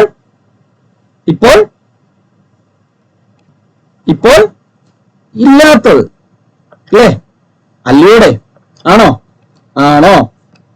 ആണോടെ? അതിനെയാണ് നമ്മൾ ലിവിങ് ഫോസിൽ എന്ന് പറയുന്നത്. ഒരുപാട് വർഷം മുമ്പ് ഉണ്ടായിരുന്നതും എന്നാൽ ഇപ്പോൾ ഇല്ലാത്തതുമായിട്ടുള്ള ഒരു പ്രത്യേക ഗ്രൂപ്പിൽ പെടുന്ന അനിമൽസ് ഓർ പ്ലാന്റ്സ്. അവരുമായിട്ട് എന്തെങ്കിലും സാമ്യതകൾ ഉണ്ടായിരിക്കും. മനസ്സിലായല്ലേ? ഇപ്പോൾ ഇല്ലാത്ത ഏതെങ്കിലും ഒരു സസ്യവുമായിട്ട് വളരെയധികം, അല്ലെങ്കിൽ സസ്യ ഗ്രൂപ്പുമായിട്ട്, അല്ലെങ്കിൽ അനിമൽ ഗ്രൂപ്പുമായിട്ട് വളരെയധികം സിമിലാരിറ്റീസ് ഉള്ള, സാമ്യതകളുള്ള ആൾക്കാരെയാണ് നമ്മൾ ലിവിങ് ഫോസിൽസ് ആയിട്ട് ഉൾപ്പെടുത്തുന്നത്. ലിവിങ് ഫോസിൽസ് എന്ന് പറയുന്നത് നിങ്ങൾക്കറിയാം. സുവോളജിയിൽ നിങ്ങൾ ലിവിലസിനെ പറ്റി പഠിക്കില്ലേ? ഹോഴ്സ് ഷൂ ക്രാബ് അല്ലെ? അതും ഒരു ലിവിങ് ഫോസിൽ അല്ലേ? ആണോടെ? ഹോഴ്സ് ഷൂ ക്രാബും ഒരു ലിവിങ് ഫോസിൽ അല്ലേ? ആണ്. അപ്പം അതെങ്ങനെയാണ്? ഒരുപാട് വർഷം മുമ്പ് ഉണ്ടായിരുന്നു, എന്നാൽ ഇപ്പൊ ഇല്ല. പക്ഷെ ഇപ്പൊ ഉള്ള കുറെ അനിമൽസുമായിട്ട് സാമ്യതകള്, സിമിലാരിറ്റീസുകള് കാണിക്കുന്നുണ്ട്. അങ്ങനെയുള്ള ആളാണ് ഈ മൊളസ്കയിൽ വരുന്ന ആര്, നമ്മുടെ മൊളസ്കയാണോ ആർത്രോപോഡാണോ ലിമിലസ് എന്ന് പറയുന്നത്? മൊളസ്കയാണോ ആർത്രോപോഡാണോ? അവിടെ നിങ്ങളൊന്നും നോക്കുന്നില്ല. മൊളസ്കയാണോ ആർത്രോപോഡാണോ?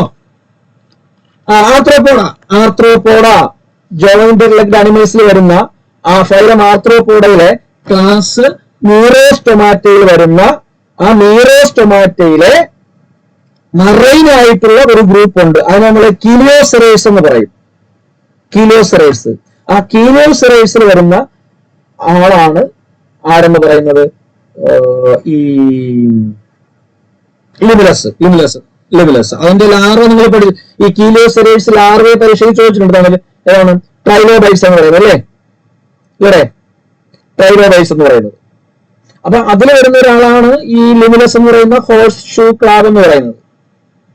നമ്മളത് പഠിക്കും. ഏകദേശം 350 മില്യൺ 350 മില്യൺ വർഷങ്ങളായിട്ട് അല്ലേ എന്താണ് രൂപമാറ്റം സംഭവിച്ചിട്ടില്ലാത്ത എന്ന് പറയുമ്പോഴത്തേക്ക് ഇപ്പോഴുള്ള നമ്മുടെ അനിമലുമായിട്ട് ഏതോ കുറെ അനിമലിന്റെ സവിശേഷതകൾ സാമ്യതകൾ കാണിക്കുന്ന ഒരാളാണ് ആക്ച്വലി ഈ ലുമിലസ് എന്ന് പറയുന്നത്, ഹോഴ്സ് ക്രാബ് എന്ന് പറയുന്നത്. അതേപോലെ ഒരു സാധനമാണ് നമ്മുടെ ബോട്ടണിൽ നമ്മൾ പഠിക്കുന്ന ജിങ്കോ ബൈലോബ എന്ന് പറയുന്ന സാധനം. അപ്പൊ ജിങ്കോ എന്ന് പറഞ്ഞു കഴിഞ്ഞാൽ it's A living fossil, living representatives of a large and widespread group അല്ലെ? അവരെയാണ് നമ്മൾ ലിവിംഗ് ഫോസിൽസ് എന്നൊക്കെ നമ്മൾ വിളിക്കാറുള്ളത്. അല്ലെങ്കിൽ അങ്ങനെ ക്യാരക്ടേഴ്സിനുള്ളതിനെയാണ് നമ്മൾ ലിവിംഗ് ഫോസിൽ. അപ്പൊ അങ്ങനെയുള്ള ഒരാളാണ് ഈ ജിങ്കോ ബൈലോബ എന്ന് പറയുന്നത്. അപ്പൊ ഇനി ജിങ്കോ ബൈലോബയെ പറ്റി നിങ്ങൾ മറന്നു പോകരുത്. ഓക്കെ, ക്ലിയർ ആണോ? ക്ലിയർ അല്ലേ? ഇനി നമ്മള് ഇതിന്റെ മോർഫോളജിയിലേക്ക് കിടക്കുന്നത്. ജസ്റ്റ് മോർഫോളജി, അനാട്ടമി അല്ല, ജസ്റ്റ് മോർഫോളജി. ഡീറ്റെയിലിംഗ് പഠിക്കണം. അനാട്ടമിയിലേക്ക് വരും. മോർഫോളജി പഠിക്കുമ്പോൾ റൂട്ട്, സ്റ്റെം ആൻഡ് ലീഫ്, ഇത്രയാണ് മോർഫോളജി എന്ന് പറയുന്നത്.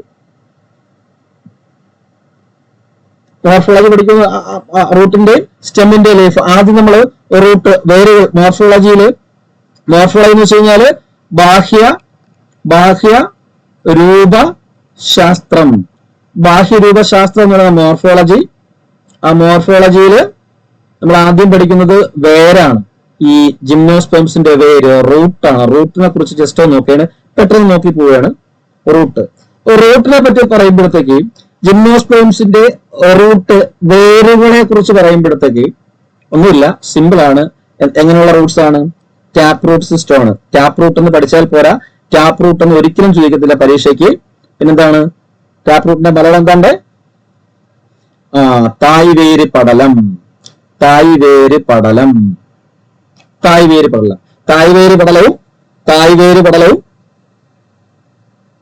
അടുത്തത് അതിന്റെ ഓപ്പോസിറ്റ് എന്താ? Fibrous root. നാരുവേര് പടലവും. ഫൈബ്രസ് റൂട്ടിന് നാരുവേര്. അപ്പം ടാപ്പ് റൂട്ട് സിസ്റ്റം ജനറലി ജിംനോസ്പേംസിനെ നോക്കിക്കഴിഞ്ഞാൽ കോമൺ ആയിട്ട് പൊതുവെ പൈനസോ സൈക്കസോ ജിങ്കോയോ നീട്ടമോ ഒക്കെ നോക്കിക്കഴിഞ്ഞാല് ഈ തായ്വേര് പടലമായിരിക്കും ഇവർക്കുണ്ടായിരിക്കുന്നത്. ഓക്കെ, ഇനി ഇത്തരത്തില് ഉള്ള ഈ സസ്യങ്ങളെ തന്നെ പൈനസായാലും സൈക്കസായാലും ആരായാലും എടുത്തു നോക്കിക്കഴിഞ്ഞാല് ഇത്തരത്തിലുള്ള സസ്യങ്ങളില് വേരുകളില്, അത് പ്രത്യേകിച്ച് നമ്മൾ സൈക്കസിനെ നോക്കുമ്പോഴത്തേക്ക് സൈക്കസ് എന്ന് പറയുന്ന നമ്മുടെ സൈക്കസ് അല്ലെങ്കിൽ നമ്മൾ നേരത്തെ പറഞ്ഞ സാഗോ പന അല്ലെ, സാഗോ പാം എന്ന് പറയുന്ന സാഗോ പന എന്ന് പറയുന്ന ട്രീ സൈക്കസ്. അപ്പൊ സൈക്കസിനെ നോക്കിക്കഴിഞ്ഞാല് സൈക്കസില് ഒരു പ്രത്യേക തരത്തിലുള്ള വേരുകള് കാണപ്പെടുന്നു സൈക്കസില്. അതുപോലെ തന്നെ പൈനസിൽ കാണപ്പെടുന്നുണ്ട്, ജിങ്കോയിൽ കാണപ്പെടുന്നുണ്ട്, സിഡോസിൽ കാണപ്പെടുന്നുണ്ട്, നീട്ടത്തിലുണ്ട്. എല്ലാത്തിലുള്ള ഒന്ന് വാരി വിളിച്ച് പഠിക്കേണ്ട. കോമൺ ആയിട്ട് ഒന്ന് രണ്ട് ക്യാരക്ടറിസ്റ്റിക് ഫീച്ചേഴ്സ് പഠിക്കുക. അത് കോമൺ ആയിട്ട് പറയുമ്പോഴത്തേക്ക് ഇത്തരത്തിലുള്ള നഗ്നബീജക സസ്യങ്ങളിൽ നോർമൽ സാധാ വേരിന് കൂടാതെ, അതായത് സാധാ വേരുകൾ എന്ന് പറയുന്നത് തായ്വേര് പടലമാണ്. ആ തായ്വേര് പടലത്തെ കൂടാതെ തന്നെ പ്രത്യേക തരത്തിലുള്ള വേരുകളും കാണപ്പെടുന്നുണ്ട്. പ്രത്യേക തരത്തിലുള്ള വേരുകളും കാണപ്പെടുന്നുണ്ട്. അത്തരത്തിലുള്ള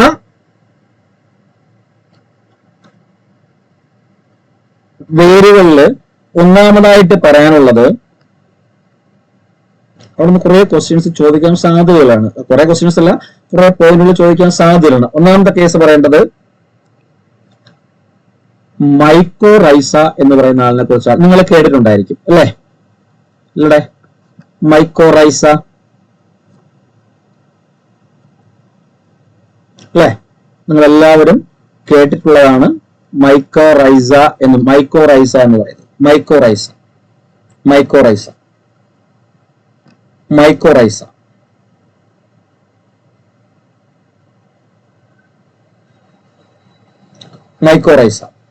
എന്താണ് മൈക്കോറൈസ?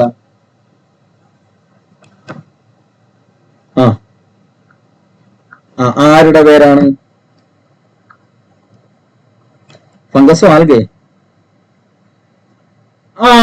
അതിനാണ് മൈക്കോറൈസ എന്ന് പറയുന്നത്. മൈക്കോറൈസ ഇത് പല സ്ഥലങ്ങളിലും പഠിക്കാനായിട്ട് നമുക്കുണ്ട്. അപ്പം അത് ഇവിടെ മാത്രമായിട്ട് ഒതുക്കരുത്, ഇവിടെ മാത്രമായിട്ട് നമ്മൾ ഒതുക്കരുത്.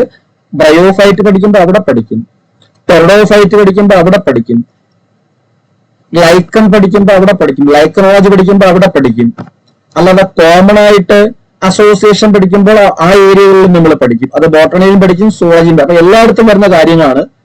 സ്പെസിഫൈ ചെയ്തും ചോദിക്കാം, കോമൺലി നമ്മളോട് ചോദിക്കാം, കോമൺ ആയിട്ടും ചോദിക്കാം.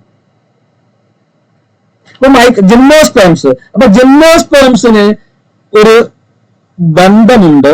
അത് നമ്മൾ വിളിക്കുന്നത് സിംബയോട്ടിക്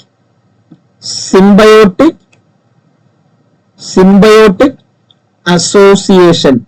ഇംഗ്ലീഷ് സിംബയോട്ടിക് അസോസിയേഷൻ. മലയാളത്തിൽ നമ്മൾ വിളിക്കും അതിനെ എന്തെന്ന് വിളിക്കും? ഈ സിംബയോട്ടിക് അസോസിയേഷനെ മലയാളത്തിൽ നമ്മൾ വിളിക്കും എന്ത് വിളിക്കൂടെ?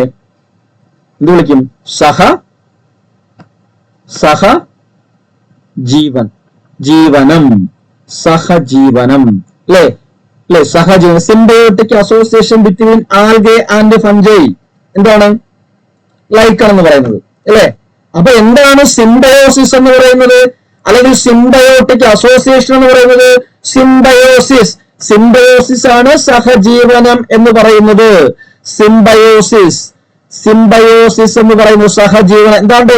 രണ്ടോ അതിലധികമോ ജീവികള് അവരുടെ അതിജീവനത്തെ എളുപ്പമാക്കുന്നതിന് വേണ്ടി പരസ്പര ധാരണയോടെ ഒന്നിച്ചു കഴിയുന്ന പ്രതിഭാസമാണ് എന്തെന്ന് പറയുന്നത് സഹജീവനം എന്ന് വിളിക്കുന്നത്.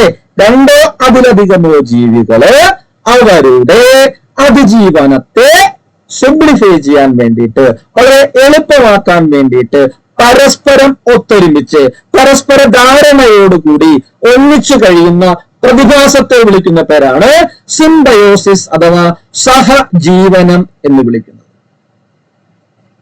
കാരണം ഇന്ന് പ്രകൃതിയില് എൻ്റയർ വേൾഡില് പല ജീവികളുടെയും, നമ്മളുൾപ്പെടെ പല ജീവികളുടെയും നിലനിൽപ്പ് എന്ന് പറയുന്നത് എന്തുമായി ബന്ധപ്പെട്ടിരിക്കുന്നതാണ്? ഈ സഹജീവനവുമായി ബന്ധപ്പെട്ടിരിക്കുന്നതാണ്. നമ്മൾ പലപ്പോഴും പറയൂലേ, കാക്കയുടെ കടിയും തീരും, കാക്കയുടെ കടിയും തീരും,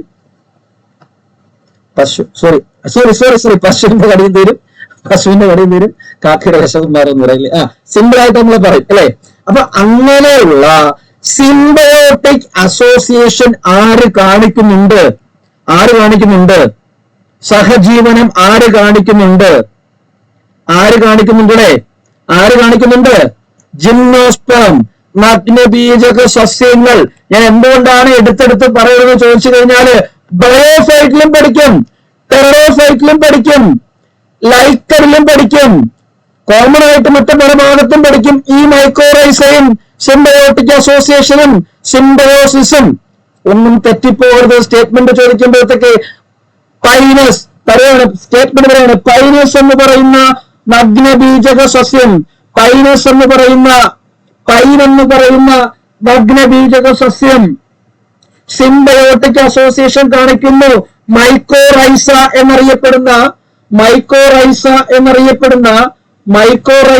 എന്നറിയപ്പെടുന്ന സിംബയോട്ടിക് അസോസിയേഷൻ കാണിക്കുന്ന ഒരു ജിംനോസ്പേമാണ്, നഗ്നബീജക സസ്യമാണ് പൈനസ് എന്ന് പറയുന്നത്. ശരിയല്ലേ? ഇത് എന്താണ് മൈക്കോറൈസ? ജിംനോസ്പേംസിൽ വരുന്ന പൈനസിൽ കാണിക്കുന്നത് a symbiotic association between the roots of gymnosperms, അതായത് roots of the pinus and what is mycorrhiza? Mycorrhiza എന്ന് പറയുന്നത് ഒരു എന്താണ്? ആരാണ്? Mycology. Fungus. Mycology, study of fungus. ഒരു ഫംഗസ് ആണ് അല്ലെ? മൈക്കോറൈസ എന്ന് പറയുന്ന ഒരു ഫംഗസ് ആണ്. ആ ഫംഗസ് ഇതിന്റെ റൂട്ടില്, പൈനസിന്റെ റൂട്ടില് ഇത് ചേർന്ന് നിന്നാണ് ജീവിക്കുന്നത്. രണ്ടുപേർക്കും പ്രശ്നമില്ല. അതായത് ഈ മൈക്കോറൈസ പൈനസിന്റെ വേരുകളില് പറ്റിപ്പിടിച്ചു വളരുന്നു. മനസ്സിലായല്ലേ? അതായത് ഇത് പൈനസ് ആണെങ്കിൽ, ഇത് പൈനസിന്റെ റൂട്ട്സ് ആണെങ്കിൽ, ഇതൊരു തായ്വേര് പഠനമായിട്ടുള്ള പൈനസിന്റെ റൂട്ട്സ് ആണെങ്കിൽ, ആ പൈനസിന്റെ വേരുകളില് ഇതുപോലെ ഈ ഫംഗസ് പറ്റിപ്പിടിച്ചത്, ഞാൻ കുറച്ച് വലുതാക്കി വരയ്ക്കുന്നതാണ്, പറ്റിപ്പിടിച്ചത് ഇങ്ങനെ വളരുന്നു. ഇങ്ങനെ ആ മൈക്കോറൈസ ഇങ്ങനെ പറ്റിപ്പിടിച്ചു വളരുന്നു. മൈക്കോറൈസ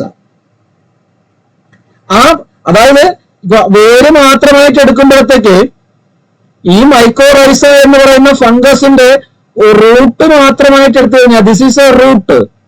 ഈ ഒരു റൂട്ട് മാത്രമായി ഇതിൽ ഒരുപാട് ലോമങ്ങൾ അല്ലെ കാണപ്പെടും അല്ലെ? ലോമങ്ങളെ നിങ്ങൾ എന്ത് വിളിക്കൂടെ?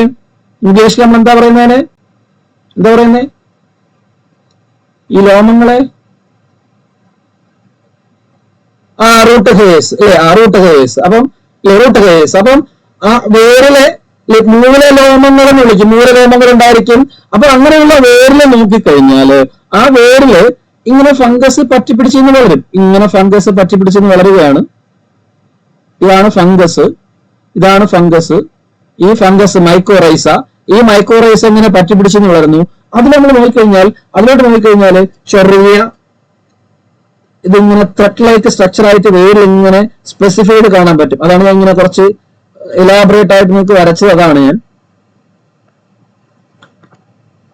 ഇങ്ങനെ കാണാൻ പറ്റും. ഇങ്ങനെ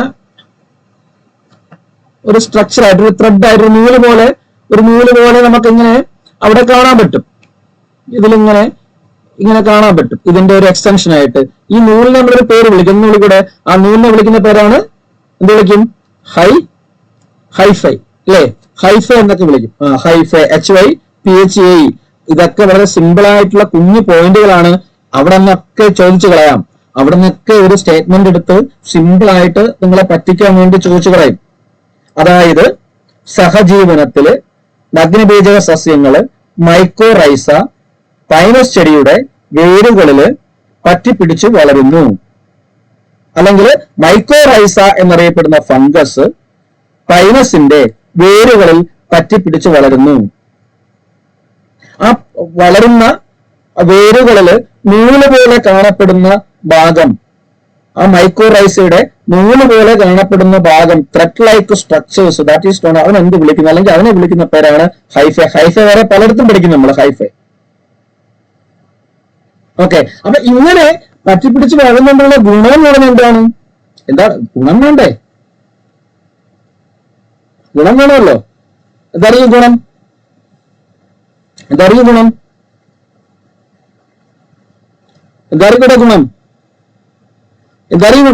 ഈ ഫംഗസ് ഈ വേരിൽ പറ്റിപ്പിടിച്ച് വളരുന്നതുകൊണ്ട് ഈ പൈനസ് പ്ലാന്റിന്, ഈ പൈനസ് സസ്യത്തിന് ഈ ഫംഗസിന്റെ സഹായത്തോടെ ധാരാളം മിനറൽസിനെ, ധാതു ലവണങ്ങളെ, ജലത്തെ അല്ലെ? ഫംഗസ് നമുക്കറിയാലേ, ഫംഗസ് പഞ്ഞു പോലെ ഇരിക്കുന്ന സാധനമാണ്. ഒരുപാട് ജലം അതിൽ തങ്ങി നിൽക്കും അല്ലേ? തങ്ങി നിൽക്കത്തില്ലേടെ? തങ്ങി നിൽക്കത്തില്ലേ? അല്ലേടെ? അപ്പൊ ധാരാളം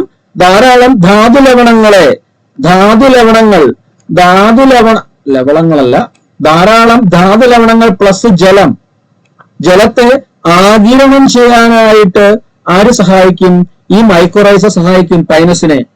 ധാതുലവണങ്ങളെയും ജലത്തെയും ആഗിരണം ചെയ്യാനായിട്ട് മൈക്കോറൈസ സഹായിക്കും. പകരം മൈക്കോറൈസയ്ക്ക് എന്ത് കിട്ടും?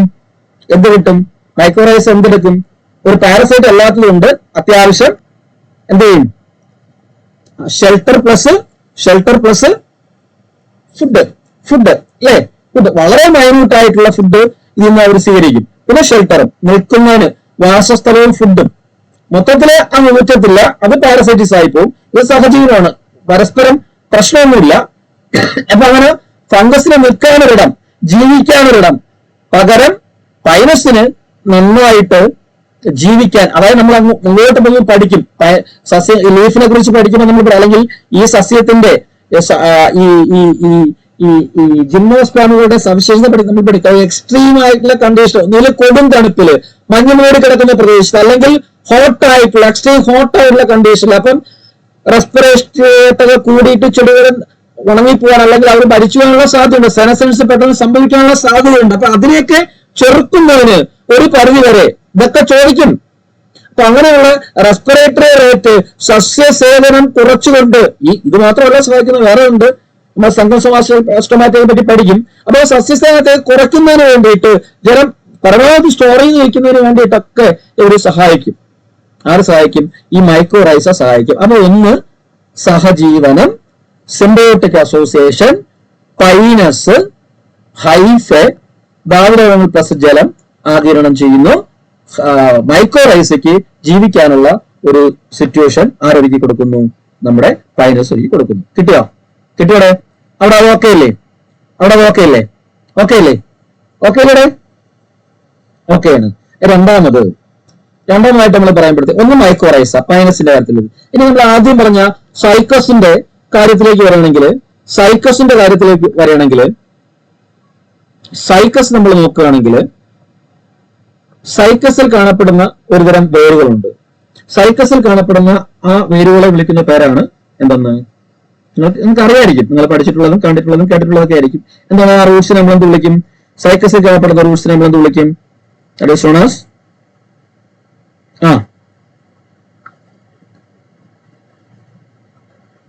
വിളിക്കൂടെ? Very good. കോറലോയിഡ് റൂട്ട്സ് കേട്ടോ.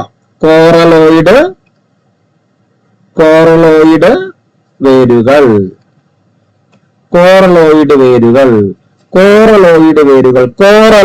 വേരുകൾ അതിൽ തന്നെ ഉത്തരം കിടക്കുന്നുണ്ട്. കോറലോയിഡ് വേരുകൾ, CORALLOID, coralloid roots. Coralloid it's look like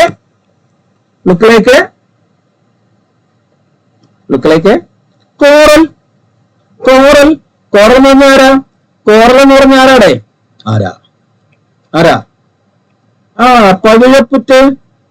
പഴുവല്ല, പവിഴപ്പുറ്റ്. അതായത് പവിഴപ്പുറ്റുകളെ പോലെ ഉള്ള വേരുകൾ, അതിനെയാണ് കോറലോയിഡ് റൂട്ട്സ് എന്ന് പറയുന്നത്. പവിഴപ്പുറ്റുകളെ പോലുള്ള വേരുകൾ. പവിഴപ്പുറ്റുകളെ പോലുള്ള വേരുകൾ, കോറലോയിഡ് റൂട്ട്സ്. അപ്പം കോറലോയിഡ് റൂട്ട്സ് ആർ സീൻ ഇൻ സൈക്കസിൽ കാണപ്പെടുന്നു. It's A specialised Roots. അപ്പൊ ഇത് കോറലോയിഡ് റൂട്ട്സിന്റെ പ്രത്യേകത എന്ന് പറഞ്ഞു കഴിഞ്ഞാല്, അല്ലെങ്കിൽ കോറലോയിഡ് റൂട്ട്സും സൈക്കസുമായിട്ടുള്ള ബന്ധം എന്താന്ന് ചോദിച്ചു കഴിഞ്ഞാല്,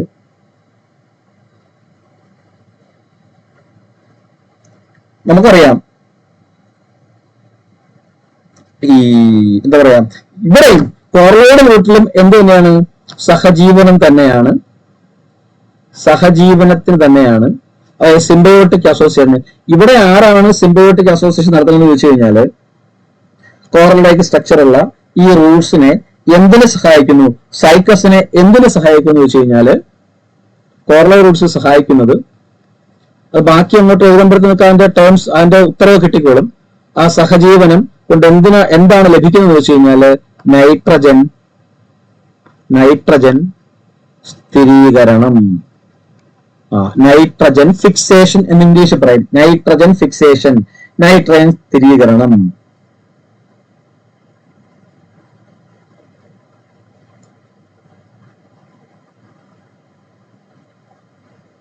ഓക്കെ.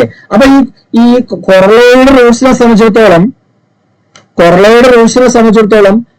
അത് ഒരു നമുക്ക് എല്ലാവരും കോറൽ അറിയാം. കോറൽ ഇങ്ങനെ ശിഖരങ്ങളായിട്ട് ഇങ്ങനെ ഇരിക്കുന്ന ഈ തരത്തിലിരിക്കുന്ന സ്ട്രക്ചർ, ഇങ്ങനെയുള്ള റൂട്ട്സ്, ഇങ്ങനെ ശിഖരങ്ങളായിട്ടിരിക്കുന്ന തരത്തിലുള്ള റൂട്ട്സ്. ഇത് പ്ലാന്റ് ആണെങ്കിൽ ഇങ്ങനെയുള്ള റൂട്ട്സ്. ഓക്കെ, ഇങ്ങനെയുള്ള റൂട്ട്സ്. അപ്പൊ ഈ കൊറലോയിഡ് റൂട്ട്സിൽ നമ്മൾ നോക്കിക്കഴിഞ്ഞാൽ ഈ റൂട്ടിൽ ഒരു പ്രത്യേക തരത്തിലുള്ള ബാക്ടീരിയ കാണപ്പെടും. ആരാണ്ട്?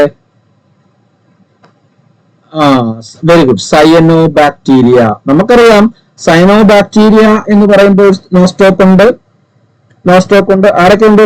കോമൺലി നമ്മളോട് ചോദിക്കാം സയനോ ബാക്ടീരിയ എന്ന് പറയാം.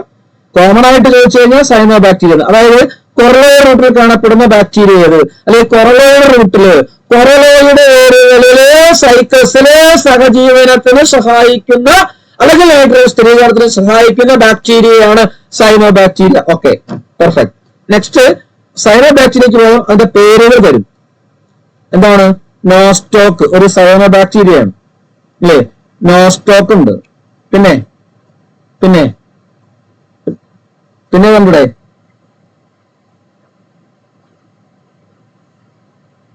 ഈ റൈസോബിയം എന്നറിയപ്പെടുന്ന എവിടെയാ?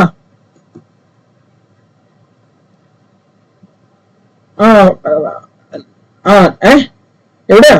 അത് ലെഗുമിനോസ ഫാമിലിയിലാ. പയറുവർഗം ചെടികളുടെ അത് ഏത് റൂട്ടിലാ? റൈസോബിയം കാണപ്പെടുന്ന ഏത് റൂട്ട്സിലാ? റൂട്ട് പറയേ, ഏത് റൂട്ട്സാ?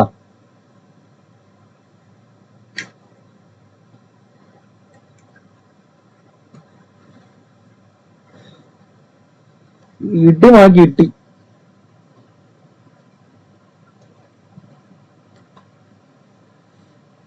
ലെഗുമിനസ് പ്ലാന്റ്സിന്റെ റൂട്ട് അത് ഏത് റൂട്ടെന്നാ ചോദിച്ചത്?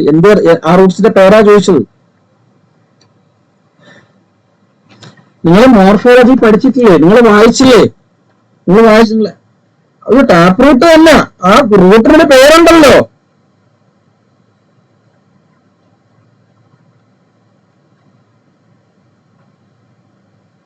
എന്താണ്? ആളോ പറഞ്ഞു ഏതാണ്?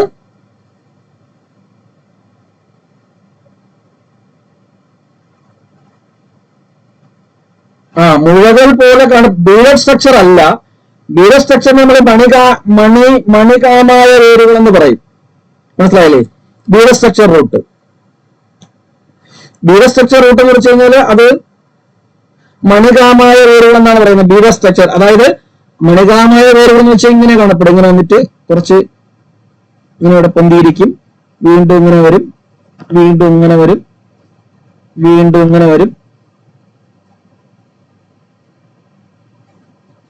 ഇതിനെയാണ് ബീഡഡ് സ്ട്രക്ചർ എന്ന് പറയുന്നത്. മണികാമായ വേരുകൾ നമ്മുടെ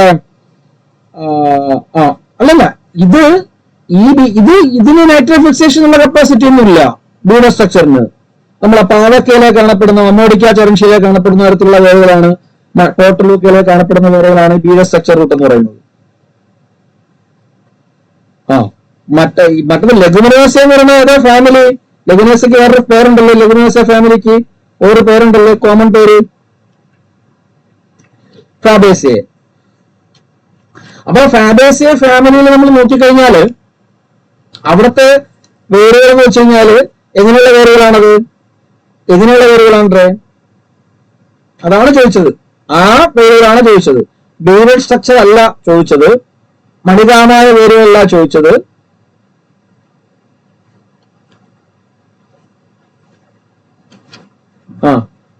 എന്താണ് അത്? നമ്മള് അതായത് മുത്തുമണികൾ അല്ലേ? അതായത് നമ്മള് തൊട്ടാവാടി ചെന്നിട്ട് തൊട്ടാവാടിയുടെ വേരിങ്ങനെ പിഴി നോക്കിക്കഴിഞ്ഞാൽ തൊട്ടാവാടിയിൽ ഇങ്ങനെ കാണപ്പെടും. കണ്ടിട്ടുണ്ടോ? പിഴി നോക്കിയിട്ടുണ്ടോ? തൊട്ടാവാടി, പയറ് ഇങ്ങനെയുള്ള സാധനം ഇങ്ങനെ കാണപ്പെടും. കണ്ടിട്ടുണ്ടേ? ഇങ്ങനെയുള്ള ഉണ്ടായിട്ട് കാണപ്പെടും. ഇത് MSc ഒക്കെ പഠിച്ചവരാണെങ്കിൽ ഇതിന്റെ പ്രാക്ടിക്കലൊക്കെ ചെയ്തിട്ടുണ്ടാവും മൈക്രോബയോളജിയിൽ, അല്ലേ? നമ്മളിതിനെ അരച്ച് ഇതിന്റെ ബാക്ടീരിയ കണ്ടുപിടിപ്പം റൈസോബിയം, അസെറ്റോബാക്ടർ, ക്ലോസ്ട്രീഡിയം എന്നൊക്കെ പറയുന്ന ബാക്ടീരിയ നമ്മൾ കണ്ടെത്തിയിട്ടുണ്ട്. അപ്പൊ ഇങ്ങനെ മുത്തുമണികൾ പോലുള്ള വേരുകൾ, ഈ വേരുകളിലാണ് എന്ത് കാണപ്പെടുന്നത്? Nitrogen fixating bacteria. അങ്ങനെയുള്ള പയർവർഗ്ഗം ചെടികളുടെ, ലെഗുമിനോസയുടെ, ഫാബേസിയുടെ മുത്തുമണികൾ പോലുള്ള വേരുകളിൽ കാണപ്പെടുന്ന നൈട്രേറ്റ് സ്ഥിരീകരണ ബാക്ടീരിയയാണ് എന്ന് പറയുന്നത് റൈസോബിയം എന്ന് പറയുന്നത്. റൈസോബിയം എന്ന് നമ്മൾ പഠിക്കാനുണ്ട്, നൈട്രജൻ ഫിക്സേഷൻ, നൈട്രജൻ സൈക്കിളൊക്കെ. പിന്നെ സാധാരണ മണ്ണിൽ സ്വതന്ത്രമായി കാണപ്പെടുന്ന ഫ്രീലിംഗിംഗ് ആയിട്ടുള്ള സോയിൽഡ് നൈട്രജൻ ഫിക്സേറ്റിംഗ് ബാക്ടീരിയയുടെ ബാക്കിയുള്ള അസെറ്റോബാക്ടർ, ക്ലോസ്ട്രീഡിയം, നൈട്രോസിസ്റ്റിസ്, നൈട്രോകോക്കസ്, നൈട്രോസോമോണസ്, ഇങ്ങനെ പറഞ്ഞു വരുന്ന കുറെ ആൾക്കാരുണ്ട്. അതില് അമോണിഫയിങ് വരും, ഡീനൈട്രിഫിങ് വരും, നൈട്രിഫിങ് വരും, ഒരുപാട് പേരുണ്ട്. അതൊക്കെ തിരിച്ചു പഠിക്കണം നമ്മൾ ഇവിടെ ഞാൻ പറഞ്ഞത് അതല്ല. ഇവിടെ ഈ സയനോ ബാക്ടീരിയ എന്ന് പറയുമ്പോൾ നിങ്ങൾ അവിടെ അസെറ്റോബാക്ടീരിയം, ക്ലോസ്ട്രീഡിയം എന്നും പറഞ്ഞ് എഴുതി വെക്കരുത്. ഒന്നാമത്തത് നോസ്റ്റോക്ക്, അതുപോലെ തന്നെ നമ്മുടെ ബലാസിയ എന്ന് പറഞ്ഞ് കേട്ടിട്ടുണ്ടോ? കേട്ടിട്ടില്ല. ചോദിക്കണമെങ്കിൽ നോസ്റ്റോക്ക് ചോദിക്കും. പിന്നെ വേറൊന്നും കൂടി ചോദിക്കാനായിട്ട് സാധ്യതയുണ്ട്. നോസ്റ്റോക്ക് അല്ലെങ്കിൽ കാവിക്കുലേറിയ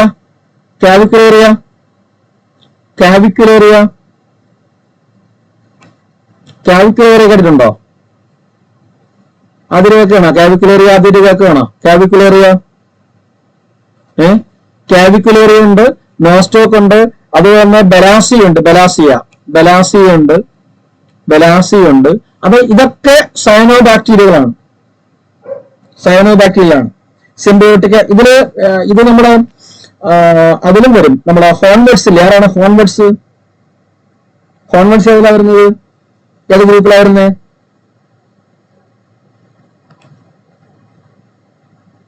ഏതാ വരുന്നത്?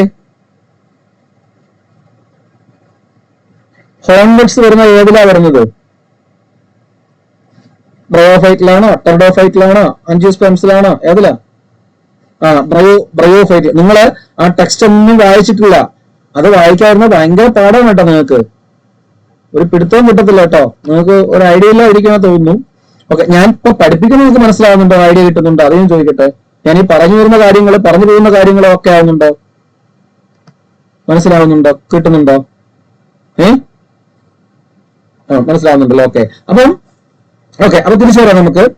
അപ്പൊ ഇങ്ങനെയുള്ള എന്താണ് നമ്മളെന്താ ജിംനോസ്പേംസ്. അപ്പൊ ജിംനോസ്പേംസില് സൈക്കസില് കാണപ്പെടുന്ന വേരുകളാണ് കൊറലോയിഡ് വേരുകൾ, പവിഴപ്പുറ്റുകൾ പോലുള്ള വേരുകൾ.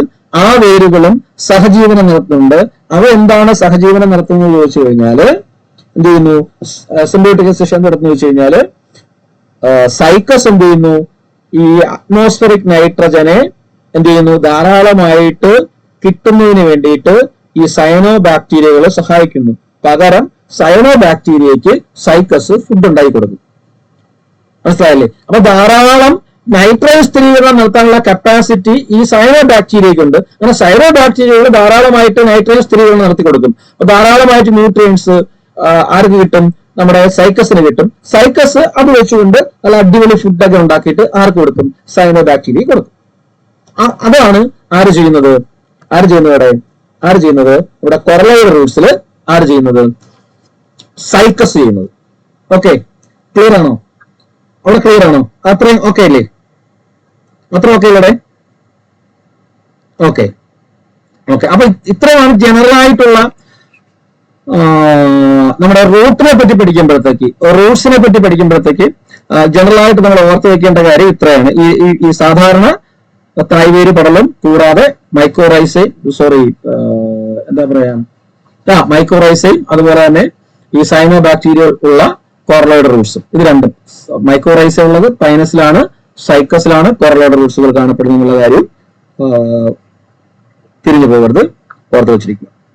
ഓക്കെ. അപ്പൊ എന്താണ് സൈനോബാക്ടീരിയ കിട്ടുന്നത് എന്നുള്ള കാര്യമൊക്കെ ഓർത്ത് വെച്ചിരിക്കുക. അതൊക്കെ സ്റ്റേറ്റ്മെന്റ് ആയിട്ട് നമ്മളോട് പരീക്ഷയ്ക്ക് ചോദിക്കാം. ഓക്കെ. അപ്പം പരീക്ഷയ്ക്ക് ഒരു സ്റ്റേറ്റ്മെന്റ് അല്ല, എ കോളം ബി കോളം തരെയാണ്. വേര് പ്ലസ് ഫംഗസ്, വേര് പ്ലസ് ഫംഗസ് ആരായിരിക്കും വരുന്നത്? ഒന്നുകിൽ മൈക്രോറൈസ് ആയിരിക്കും, അല്ലെങ്കിൽ ഓപ്ഷനിൽ വേറെ എന്തായിരിക്കും? അല്ലെങ്കിൽ ആരായിരിക്കും?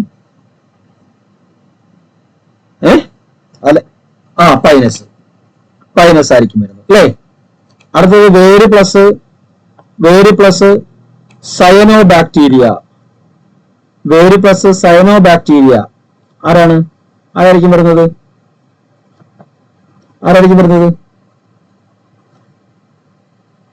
ഒന്നുകിൽ കോറലോയിഡ് റൂട്ടെന്നോ കോറലോയിഡ് വേരെന്നോ അല്ലെങ്കിൽ പവിഴപ്പുറ്റ് വേരെന്നോ അല്ലെങ്കിൽ ആരെന്നായിരിക്കും? സൈക്കസ് എന്നായിരിക്കും വരുന്നത്. സൈക്കസ്. അപ്പൊ ഇങ്ങനെയൊക്കെ ഈ ഭാഗത്ത് നിന്ന് ചോദ്യങ്ങൾ ഉണ്ടാവാം, ഓർത്തിരിക്കുക. ഓക്കെ, ഈ രണ്ട് കാര്യം. ഓക്കെ, നെക്സ്റ്റ് അതിന്റെ സ്റ്റെമ്മിലേക്ക് പോവാണ്. അതായത് നമ്മുടെ ജിംനോസ്പേംസിന്റെ സ്റ്റെമ്മിലേക്ക് നമ്മൾ വേണം. കാണ്ഡം, സ്റ്റെം എന്ന് പറഞ്ഞു കഴിഞ്ഞാല് കാണ്ഡമാണ്. കാണ്ഡത്തിലേക്ക് കടക്കുകയാണ്. കാണ്ഡം. അപ്പൊ കാണ്ഡത്തെ കുറിച്ച് പറയുമ്പോഴത്തേക്ക് രണ്ടു തരത്തിലുള്ള കാണ്ഡമുണ്ട്. നിങ്ങൾക്കറിയാം, നിങ്ങള് സൈക്കസിനെ എല്ലാവരും കണ്ടിട്ടുള്ളതാണ്. സൈക്കസിന്റെ ഒക്കെ ഇല നോക്കിക്കഴിഞ്ഞാൽ എങ്ങനെ ഇരിക്കും? അവിടെ ഇല എങ്ങനെ ഇരിക്കും? സാഗോപാമെന്നല്ലേ പ്രണയത് പോലെ ഇരിക്കും. അപ്പൊ അത് തന്നെ നമ്മുടെ നാട്ടിലുള്ള ഒരു പ്ലാന്റിനെ പോലെ ഇരിക്കും. നേരെ പോലെ അല്ല,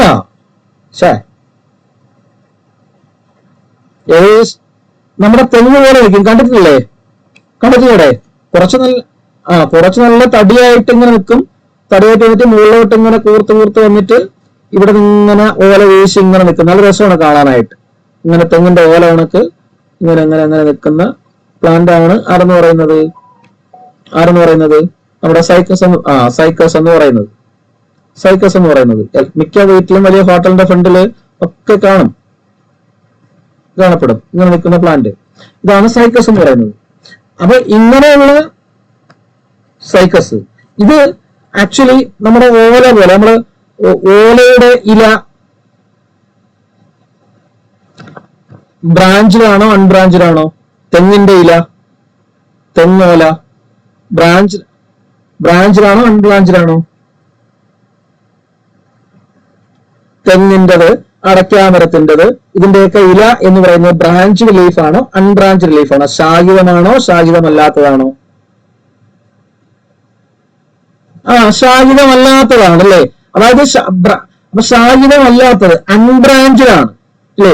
അപ്പം അൺബ്രാഞ്ചഡ് ആയിട്ടുള്ള ലീവ്സ് ഉണ്ട്, ശാഖിതമല്ലാത്ത ലീവ്സ് ഉണ്ട്, ശാഖിതമല്ലാത്ത ഇലയും ഉണ്ട്. അതുപോലെ തന്നെ നിങ്ങൾ എല്ലാവരും പൈൻസ് കണ്ടു കാണും. പൈൻ അല്ലെ, പൈനിന്റെ ഒരു വൈഡ് വെറൈറ്റി നമ്മുടെ നാട്ടിൻപുറത്തൊക്കെ ഇഷ്ടം പോലെ ഉണ്ട്. ആ പ്ലാന്റ് ഏതാ? അതൊരു സീറോഫൈറ്റിക് അഡാപ്റ്റേഷൻ ഉള്ള പ്ലാന്റ് ആണ്. ഏതാ? അതേപോലെ തന്നെ അതിന്റെ കോൺസ് ഒക്കെ ഉണ്ട്. പൈനിന്റെ കോണ് പോലെ തന്നെ അതിന്റെ കോൺ ഇരിക്കും. ഏതാണ്ട് ആർക്ക് പറയാം? പല പാർക്കുകളിലും ഒക്കെ നട്ടിരിക്കും. പറയടേ. അതിന്റെ തടി, അതിന്റെ കഴ നമ്മൾ വീട് കെട്ടാനും ഷെഡ് കെട്ടാനൊക്കെ ഉപയോഗിക്കും. ഏത് പ്ലാന്റാ? പൈൻ പോലെ. ഇത് ജിംനോസ്പേം അല്ല, ആൻജിയോസ്പേം ആണത്. പക്ഷെ പൈൻ പോലെ ഇരിക്കുന്ന ഒരു പ്ലാന്റ് ഉണ്ട്. കാറ്റാടി എന്ന് പറഞ്ഞ പ്ലാന്റ് കേട്ടിട്ടില്ലേ? കാറ്റാടി മരം. കാറ്റാടി കേട്ടിട്ടുണ്ടോ? കാറ്റാടി കാറ്റാടി മരത്തിന്റെ ഇലയിൽ ഏകദേശം പൈൻ്റെ വേണം. അപ്പൊ പൈൻ മരം എടുത്തു കഴിഞ്ഞാൽ എങ്ങനെ വെക്കും? പൈൻ അതിന്റെ ലീഫ് നോക്കിക്കഴിഞ്ഞാല് ബ്രാഞ്ചിലാണ് കംപ്ലീറ്റ് അല്ലേ. ഇവിടെ പൈൻ്റെ ഇല ഫുള്ള് ബ്രാഞ്ചിലായിട്ടുള്ള ലീഫാണ്. പൈൻ്റെ ലീഫ് എന്ന് പറയുന്നത് ഫുള്ളി ബ്രാഞ്ചിലായിട്ടുള്ള ലീഫാണ്, ശാഖിതമായിട്ടുള്ള ലീഫാണ് പൈനിന്റെ ഇല എന്ന് പറയുന്നത്. അപ്പൊ അൺബ്രാഞ്ചിലായിട്ടുള്ള ശാഖിതമല്ലാത്ത ലീഫും ഉണ്ട്, ബ്രാഞ്ചിലായിട്ടുള്ള ലീഫും ഉണ്ട്. ഇങ്ങനെ രണ്ടു തരത്തിലുള്ള ഇലയാണ് ഇതിനുള്ളത്. ശാഖിതമായ ഇലയുമുണ്ട്, ബ്രാഞ്ചിലായിട്ടുള്ള ഇലയുമുണ്ട്, അൺബ്രാഞ്ചിലായിട്ടുള്ള ഇലയുണ്ട്. ശാഖിതമല്ലാത്തതാണെങ്കിൽ സൈക്കസ് കഴിഞ്ഞാല് അതിന് ശാഖയില്ല, തെങ്ങിന്റെ ഓല പോലെ ഇരിക്കും. തെങ്ങിന്റെ ഓല പോലെ തന്നെയാണ്. എന്നാൽ പൈൻ മരം നോക്കിക്കഴിഞ്ഞാൽ ശാഖിതമാണ്. പൈനിന്റെ ശാഖകളായിട്ടാണ് പൈനിന്റെ ഇല ഇരിക്കുന്നത്. അപ്പൊ അങ്ങനെ രണ്ട് തരത്തിലുള്ള ഇലയാണ് കോമൺ ആയിട്ട് കാണപ്പെടുന്നത്.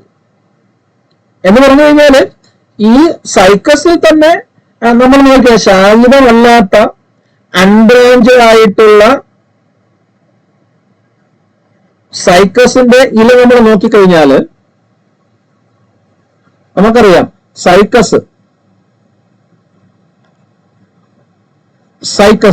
സൈക്കസിന്റെ ഇല നമ്മൾ നോക്കിക്കഴിഞ്ഞാൽ ഞാൻ പറഞ്ഞു ഓല, നമ്മുടെ തെങ്ങിന്റെ ഓല പോലെ ഇരിക്കുന്ന ലീഫ്, ഇങ്ങനെ ഇരിക്കുന്ന ലീഫ്, ഇതാണ് ഇങ്ങനെയാണ് സൈക്കസിന്റെ ലീഫ് ഇരിക്കുന്നത്.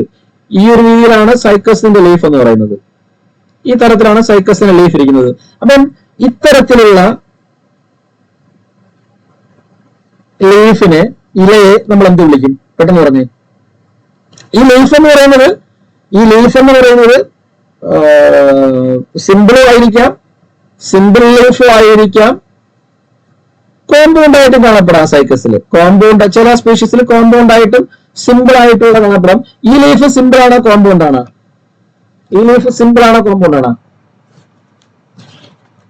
എന്താണ് സിമ്പിളിന്റെ മലയാളം? നമ്മൾ പഠിച്ചാണ്.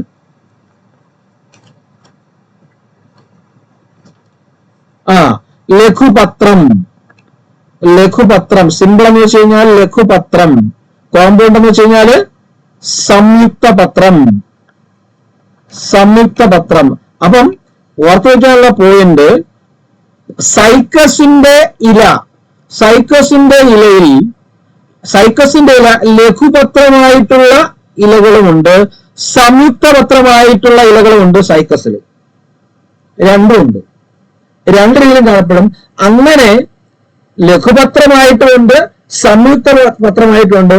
മോസ്റ്റ് കോമൺലി വളരെ കൂടുതലായിട്ട് നമ്മൾ ദർശിച്ചു കഴിഞ്ഞാല് സൈക്കസില് കോമ്പൗണ്ട് ലീഫാണ് കാണപ്പെടുന്നത്, സംയുക്ത പത്രമാണ് കാണപ്പെടുന്നത്. അതായത് നമ്മൾ ഓലയുടെ ഇല പോലുള്ള, തെങ്ങിന്റെ ഇല പോലുള്ള സംയുക്ത പത്രമാണ് ആരിൽ കാണപ്പെടുന്നത്? സൈക്കസിൽ കാണപ്പെടുന്നത്. അതായത് അപ്പൊ ഓർത്തു വയ്ക്കുക, സൈക്കസില് ലഘുപത്രവുമുണ്ട്, സംയുക്ത പത്രവുമുണ്ട്. എന്നാൽ പൊതുവെ സംയുക്ത പത്രമാണ് സൈക്കസിൽ കാണപ്പെടുന്നത്. നമ്മൾ പഠിച്ചിട്ടുണ്ട് ഈ സംയുക്ത പത്രങ്ങള് രണ്ടു തരത്തിലുണ്ട്, അല്ലെ? സംയുക്ത പത്രം, compound leaf may be classified into two, that is pinnately compound and palmately compound. അതായത് pinnately compound നമ്മൾ വിളിക്കും പിച്ചകം എന്ന് വിളിക്കും. pinnately compound ലീഫിനെ പിച്ചകം എന്നും palmately compound ലീഫിനെ ഹസ്തകം എന്നുമാണ് വിളിക്കുന്നത്, അല്ലെ? ഹസ്തക ഇലകളും പിച്ചക ഇലകളും. അപ്പൊ ഇത് ഹസ്തകമാണോ പിച്ചകമാണോ?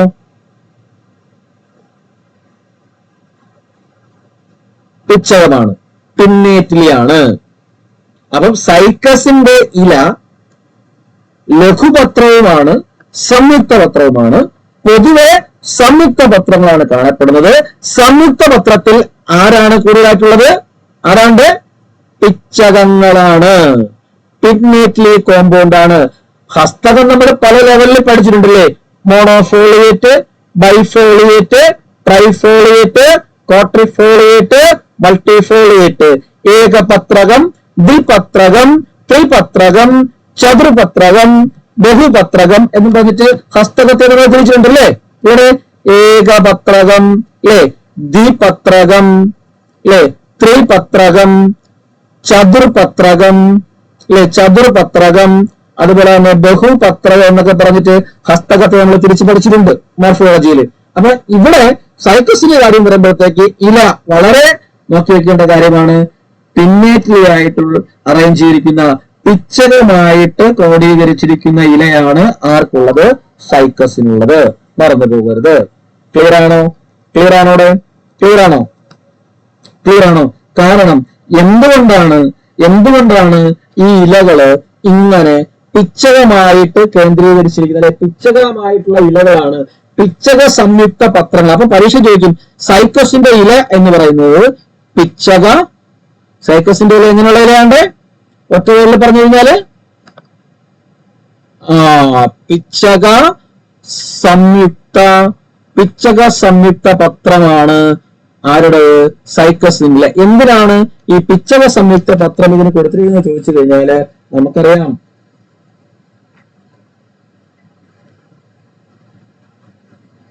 അല്ലെ? ഈ പിച്ചകം തന്നെ പല തരത്തിലും പഠിച്ചിട്ടുണ്ടല്ലേ.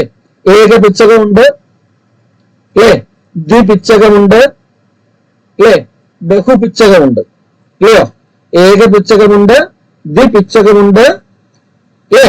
ഇവിടെ യൂണിപിന്നേറ്റ് ഉണ്ട്, ബൈപിന്നേറ്റ് ഉണ്ട്, പിന്നെ ഡി കോമ്പൗണ്ട് ആയിട്ടുള്ള ലീഫ് ഉണ്ട്, ബഹുപിച്ചകങ്ങളുണ്ട്, അല്ലെ? ഏക പിച്ചകം നമ്മൾ പഠിച്ചിട്ടുണ്ട്. നമ്മള് എന്താണ്, റോസയ്ക്കും പുളിയിലൊക്കെ ഏക പിച്ചകങ്ങളാണ്, അല്ലെ? എന്നാൽ തൊട്ടാവാടി നോക്കിക്കഴിഞ്ഞാൽ എന്ത് പിച്ചകമാണത്? ദ്വിപിച്ചകമാണ്, ബൈപിച്ചകമാണ്, അല്ലെ? എന്നാൽ മല്ലിയില നോക്കിക്കഴിഞ്ഞാലോ, മല്ലിയിലയാണെങ്കിലോ എങ്ങനെയുള്ളതാണത്? അത് ബഹുപിച്ചകം, ഡി കോമ്പൗണ്ട് ആണ്. അത് ക്ലാസ്സിൽ എഴുതിയിട്ടുണ്ട്, പഠിച്ചിട്ടില്ലാത്തവര് കണ്ട് പഠിക്കുക, വളരെ ഡീറ്റെയിലിംഗ് ആയിട്ട് പറഞ്ഞിട്ടുണ്ട്. ഓക്കെ, പിച്ചക. അപ്പം ഇവിടെ സൈക്കസിന്റെ പിച്ചക സംയുക്ത പത്രമാണ്, സിമ്പിൾ ആണ്, നമ്മൾ മറന്നു പോകരുത്. ഈ പിച്ചക സംയുക്ത പത്രത്തില് ലീഫ് എന്ന് പറഞ്ഞാൽ നമ്മൾ നോക്കിക്കഴിഞ്ഞാല് അതിന്റെ നടുവിലൂടെയുള്ള ഭാഗത്തിന് നമ്മൾ പേര് വിളിക്കും. ഇതിന് നമ്മൾ എന്താ വിളിക്കുന്നത്?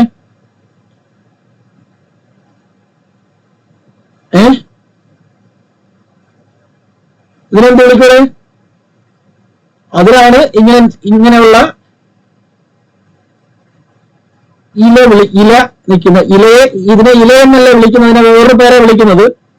മൊത്തത്തിലാണ് ഇല എന്ന് പറയുന്നത്. ഇതിനെ നമ്മൾ വേറൊരു പേര് വിളിക്കുന്നത്. വിളിക്കുന്നേ നടുവിലൂടെയുള്ള ആളുടെ ഞാൻ മലയാളം കേൾക്കാനാണ് കൊതിക്കുന്നത്, അതാണ് ചോദിച്ചുകൊണ്ടിരിക്കുന്നത്. കുറെ തവണ പറഞ്ഞു തന്നെയല്ലേ. ഈ നടുവിലുള്ള ആളെ വിളിക്കുന്ന എന്താണ്? റാച്ചിസ് എന്നാണോ? വേറെന്തെങ്കിലും പേരുണ്ടോ?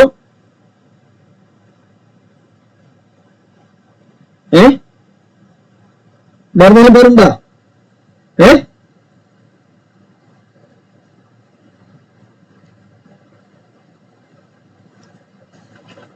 പറയടേ. മധ്യ സിര, അങ്ങനെയാണോ? നിങ്ങൾ നോക്കിയിട്ടില്ല. അത് വീഡിയോ കണ്ടോ അല്ലാതെയോ നിങ്ങൾ പഠിച്ചിട്ടില്ല. ഇനി നോട്ട് തന്നാലേ പഠിക്കൂടാ. അങ്ങനെ ഉണ്ടോ? ഇനി ഇതിന്റെ ആ മധ്യസിര, റാച്ചിസ്,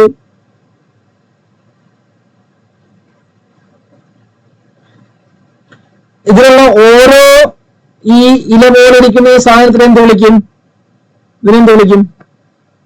ഇവിടെ നീഡലിലേക്ക് സ്ട്രക്ചർ ആണല്ലോ. ഇവിടെ സൂചി പോലുള്ള ഇലകളാണ് ഈ റാച്ചിസിൽ ഇങ്ങനെ പറ്റിപ്പിടിച്ച് നിൽക്കുന്നത്, സൈക്കസില്. അപ്പൊ ഇതിനെ ഓരോന്നിനും നമ്മൾ എന്താ വിളിക്കുന്നത്?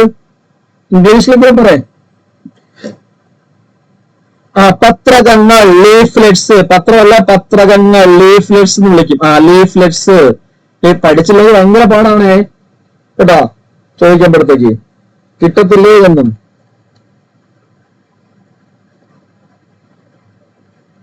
ഞാനൊന്നും നോക്കിയിട്ടില്ല, വളരെ ഡീറ്റെയിൽ ആയിട്ട് ഞാൻ പറഞ്ഞ് പഠിപ്പിച്ച കാര്യങ്ങളാണ്.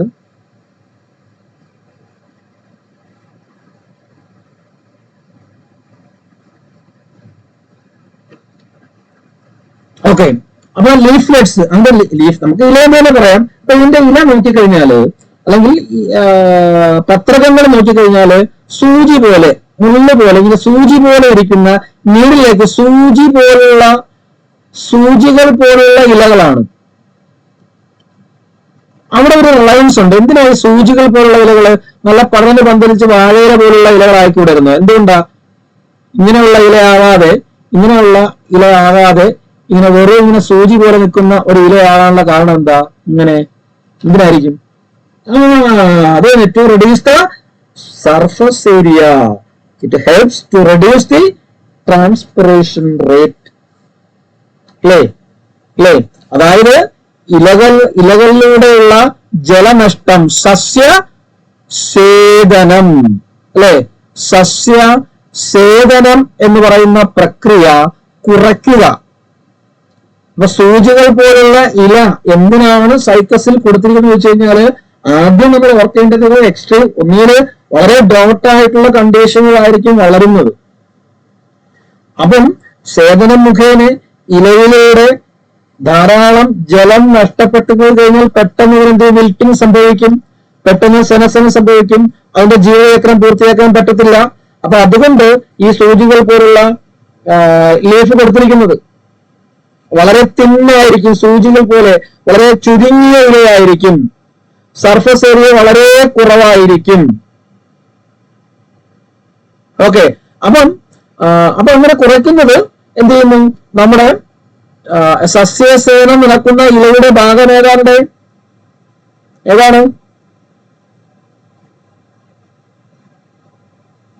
ഏതാ?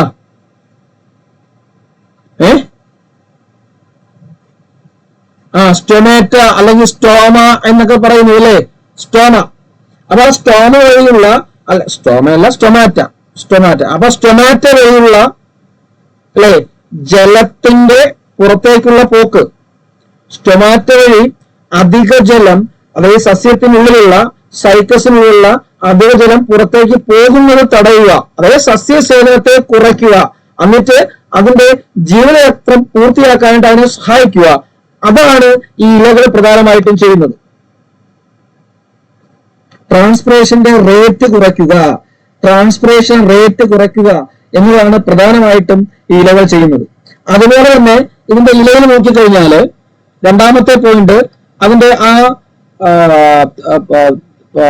ഈ എന്താ പറയാ തിന്നായിട്ടുള്ള സൂചി പോലുള്ള ഈ ഇലകൾ നോക്കിക്കഴിഞ്ഞാല് ഈ ഇലയില് വളരെ വാക്സി ആയിട്ടുള്ള ഒരു ക്യൂട്ടിക്കൽ കാണാൻ പറ്റും. ഞാൻ ഈ പറയുമ്പോ നിങ്ങൾ ഇത് കണ്ടിട്ടില്ലെങ്കിൽ നിങ്ങൾ എല്ലാവരും കാക്ടസ് കണ്ടു കാണുമല്ലോ, കാക്ടസ് എല്ലാവരും കണ്ടു കാണത്തില്ലേ, കള്ളുമുള്ളിച്ചെടി കണ്ടു കാണത്തില്ലേ, കണ്ടു കാണുമല്ലോ. കള്ളുമുള്ളിച്ചെടിയുടെ ഇലകൾ നിങ്ങൾ പരിശോധിച്ചു കഴിഞ്ഞാൽ ഇലകൾ നമുക്ക് പറയാൻ പറ്റത്തില്ല. കാക്ടസ് എന്ന് പറഞ്ഞു കഴിഞ്ഞാൽ അതൊരു എന്താണ്, കാക്ടസ് എന്ന് പറഞ്ഞാൽ അതൊരു എന്താണ് കാക്ടസ്?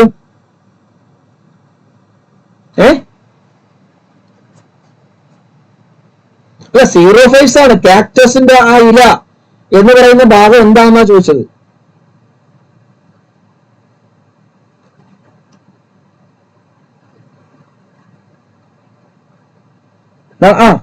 സ്റ്റെമ്മാണ് അല്ലെ. ആ ലീഫ് എന്തായിട്ട് മാറുന്നു? മുള്ളായിട്ട് മാറുന്നു അല്ലെ. അപ്പൊ അതിന്റെ പേര് പറയും, അതാണ് ചോദിച്ചത്. എന്താണ് ഇവിടെ നിങ്ങൾ ഫില്ലോഡ് ക്ലാഡോഡ് എന്നൊക്കെ പറഞ്ഞ് പഠിച്ചിട്ടില്ലേ, കേട്ടിട്ടില്ലേ? അതാണ് ഉദ്ദേശിച്ചത്. പോട്ടെ, ഞങ്ങളോട് കിടക്കുന്നില്ല, ഞാൻ പറഞ്ഞ കൺഫ്യൂഷൻ ആക്കുന്നില്ല. അത് ഞാൻ നിങ്ങൾക്ക് പഠിപ്പിച്ചിട്ടില്ല, പക്ഷെ നിങ്ങൾ അറിയേണ്ടതാണ്, നമുക്ക് പഠിക്കാം. ആ ഭാഗത്തേക്ക് നമ്മൾ എത്തിയില്ല. അപ്പൊ അതേപോലെ തന്നെ നിങ്ങൾ ഈ കാക്ടസ് ഒക്കെ നോക്കിക്കഴിഞ്ഞാല് ഈ കാക്ടസിന്റെ ഇലയുടെ പുറത്ത് വളരെ നല്ല മാർദ്ദവമായിരിക്കും, നല്ല സോഫ്റ്റ് ആയിരിക്കും. എന്താണ് ആ സോഫ്റ്റ്നെസ് എന്ന് ചോദിച്ചു കഴിഞ്ഞാല് ഈ ഇലയുടെ പുറത്ത് വളരെ വളരെ തിക്കായിട്ടുള്ള നല്ല കട്ടിയുള്ള ഒരു ക്യൂട്ടിക്കിൾ ഉണ്ടായിരിക്കും. എന്താണ് ക്യൂട്ടിക്കിൾ എന്ന് വെച്ച് കഴിഞ്ഞാല് ആ ഇലയുടെ എപ്പിഡെർമിസിന് പുറമേയുള്ള ഒരു ലെയർ, അത് നമ്മൾ ക്യൂട്ടിക്കിളിന്റെ ഉപചർമ്മം എന്ന് വിളിക്കും. ക്യൂട്ടിക്കിളിനെ ഉപചർമ്മം ചർമ്മം എന്ന് പറഞ്ഞാൽ എപ്പിഡെർമിസിന് പുറത്തുള്ളത്, മുകളിലുള്ളത് ഉപചർമ്മം, ക്യൂട്ടിക്കിള്. ഒരു തിക്കായിട്ടുള്ള ക്യൂട്ടിക്കിൾ ഉണ്ട്. ഈ ക്യൂട്ടിക്കിൾ എന്ന് പറഞ്ഞു കഴിഞ്ഞാല് ഒരു വാക്സി ആയിട്ടുള്ള അപ്പിയറൻസ് ആയിരിക്കും കൊടുക്കുന്നത്. ഒരു വാക്സി അപ്പിയറൻസ് ഉള്ള അല്ലെങ്കിൽ ഒരു വാക്സി കോട്ടിംഗ് ഉള്ള, അങ്ങനെ പറയാം. വാക്സി കോട്ടിംഗ്, വാക്സ് പൊതിഞ്ഞ ഉപരിചർമ്മം ക്യൂട്ടിക്കിൾ ഉണ്ടായിരിക്കും ഈ ഇല, അങ്ങനെയുള്ള ഇലയായിരിക്കും. അതിനെ ധർമ്മം ഈ വാക്സി ആയിട്ടുള്ള അല്ലെങ്കിൽ വാക്സ് കൊണ്ട് പൊതിഞ്ഞ ഉപചർമ്മമുള്ള സൂചി പോലുള്ള ഇലയുടെ ധർമ്മവും ഇത് തന്നെയാണ്. ഏതാണ്? സ്റ്റൊമാറ്റോ വഴിയുള്ള ട്രാൻസ്പിറേഷന്റെ റേറ്റ് കുറയ്ക്കുക എന്നുള്ളതാണ്. ഓക്കെ, അപ്പൊ രണ്ട് ക്യാരക്ടേഴ്സാണ് പഠിച്ചത്. ഒന്ന് തിന്നായിട്ടുള്ള സൂചി പോലുള്ള നീഡില് പോലുള്ള ലീഫാണ്. അതുപോലെ ആ ആ ഇലയുടെ ഉപചർമ്മത്തിൽ വാക്സി കോട്ടിംഗ് ഉണ്ട്, ഓക്കെ. അതുപോലെ തന്നെ ഈ സൈക്കസ് പ്ലാന്റിന് മൂന്നാമതായിട്ട് ഈ സസ്യസേവനമൊക്കെ കുറയ്ക്കുന്നതിന് വേണ്ടി അവയുടെ ഇലകളിൽ കാണപ്പെടുന്ന മൂന്നാമത്തെ പ്രത്യേകതയാണ് എന്തെന്ന് പറയുന്നത്, സങ്കൻ സ്റ്റൊമാറ്റ. സങ്കൻ ഇങ്ങനെ എഴുതാം, സങ്കൻ സ്റ്റൊമാറ്റ എന്ന്. സങ്കൻ സ്റ്റൊമാറ്റ ഇംഗ്ലീഷ് SUNKEN എന്ന് എഴുതണം. ഇംഗ്ലീഷിലാണ് SUNKEN. സങ്കൻ സ്റ്റൊമാറ്റ. സങ്കൻ സ്റ്റൊമാറ്റ എന്ന് പറയുന്നത് മൂന്നാമത്തെ ക്യാരക്ടറിസ്റ്റിക് ഫീച്ചേഴ്സ് ആണ്. ഒരു സ്പെഷ്യൽ ആയിട്ടുള്ള അതായത് ഇത്തരത്തിലുള്ള ജിംനോസ്പേമുകളിൽ എക്സ്ട്രീം കണ്ടീഷനിൽ ജീവിക്കുന്ന, വളരെ അസഹനീയമായ സാഹചര്യത്തിൽ ജീവിക്കുന്ന ഇത്തരത്തിലുള്ള സസ്യങ്ങളിൽ കാണപ്പെടുന്ന ഒരു ക്യാരക്ടറിസ്റ്റിക് ഫീച്ചേഴ്സ് ആണ് സങ്കൻ സ്റ്റൊമാറ്റ എന്ന് പറയുന്നത്. പൊതുവെ നമ്മൾ സ്റ്റൊമാറ്റ നോക്കിക്കഴിഞ്ഞാല് സാധാരണയായിട്ട് സസ്യത്തിന്റെ ഇലകളുടെ അടിഭാഗത്ത്, നമ്മൾ ഇല എടുത്തു കഴിഞ്ഞാൽ ഇലയാണെങ്കിൽ ഇലയുടെ അടിഭാഗത്തായിട്ട് എപ്പിത്തീലിയൽ സെൽസ് ഉണ്ടായിരിക്കും. ഇങ്ങനെ എപ്പിത്തീലിയൽ സെൽസ് ഉണ്ടായിരിക്കും. ഈ എപ്പിത്തീലിയൽ സെൽസിലാണ് ആര് കാണപ്പെടുന്നത്?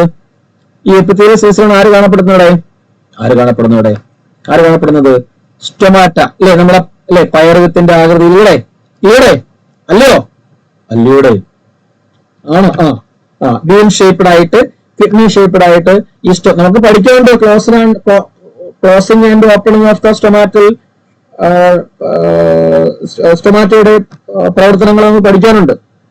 ഓക്കെ, അപ്പം സാധാരണ ഇങ്ങനെയാണ് കാണപ്പെടുന്നത് സ്റ്റൊമാറ്റ കാണപ്പെടുന്നത്. സാധാരണ എല്ലാ പ്ലാന്റ്സിലും സ്റ്റൊമാറ്റ ഇങ്ങനെ കാണപ്പെടും. എന്നാൽ നമ്മുടെ സൈക്കസ് പോലുള്ള ജിംനോസ്പേമുകൾക്ക് ഈ സങ്കൻ സ്റ്റൊമാറ്റ ഉണ്ടാകുന്നത് ഈ പ്ലാന്റ് ലീഫിന്റെ എപ്പിഡെർമിസ് ഇങ്ങനെ പോകുന്നു. എപ്പിഡെർമിസിന്റെ ഉള്ളിലോട്ടൊരു പിറ്റുണ്ട്, ഒരു കുഴി പോലൊരു ഭാഗം വരും, ഒരു പിറ്റ് വരും. ഈ പിറ്റിനകത്തായിട്ടാണ് ഈ കുഴിക്കകത്തായിട്ടാണ് നമ്മുടെ ആര് കാണപ്പെടുന്നത്? ഈ സ്റ്റൊമാറ്റ ഇരിക്കുന്നത്. ഇതുപോലെയല്ല, ഒരു കുഴി വന്നിട്ട് കുഴിക്ക് അകത്തേക്ക് കയറിയിരിക്കും സ്റ്റൊമാറ്റ. ഒരു കുഴിയിലായിട്ടാണ്, ഒരു പിറ്റിലായിട്ടാണ് പിറ്റ് സ്റ്റൊമാറ്റ എന്ന് വേണമെങ്കിലും വിളിക്കാം. സങ്കൻ സ്റ്റൊമാറ്റ ഇരിക്കുന്നത് ഒരു പിറ്റിൽ, ഒരു കുഴിയോട്ട് കയറിയിരിക്കുന്നത്. ഇതാണെങ്കിൽ നോർമൽ ഓപ്പൺ ആയിട്ടിരിക്കുകയാണ് സ്റ്റൊമാറ്റ. ഒരു കുഴിക്കകത്തേക്ക് കയറിയിരിക്കുന്നത്, ഒരു പിറ്റിലേക്ക് അതിന് കാണപ്പെടുന്നത്. എന്തുകൊണ്ടാണ് ഈ പിറ്റിനകത്തേക്ക് ഇരിക്കുന്നത് വെച്ച് കഴിഞ്ഞാല് ഇതിന് ചുറ്റുമുള്ള ഈ സ്റ്റൊമാറ്റയ്ക്ക് ചുറ്റുമുള്ള എന്ത് ചെയ്യുക? എയർ സർക്കുലേഷൻ എന്ത്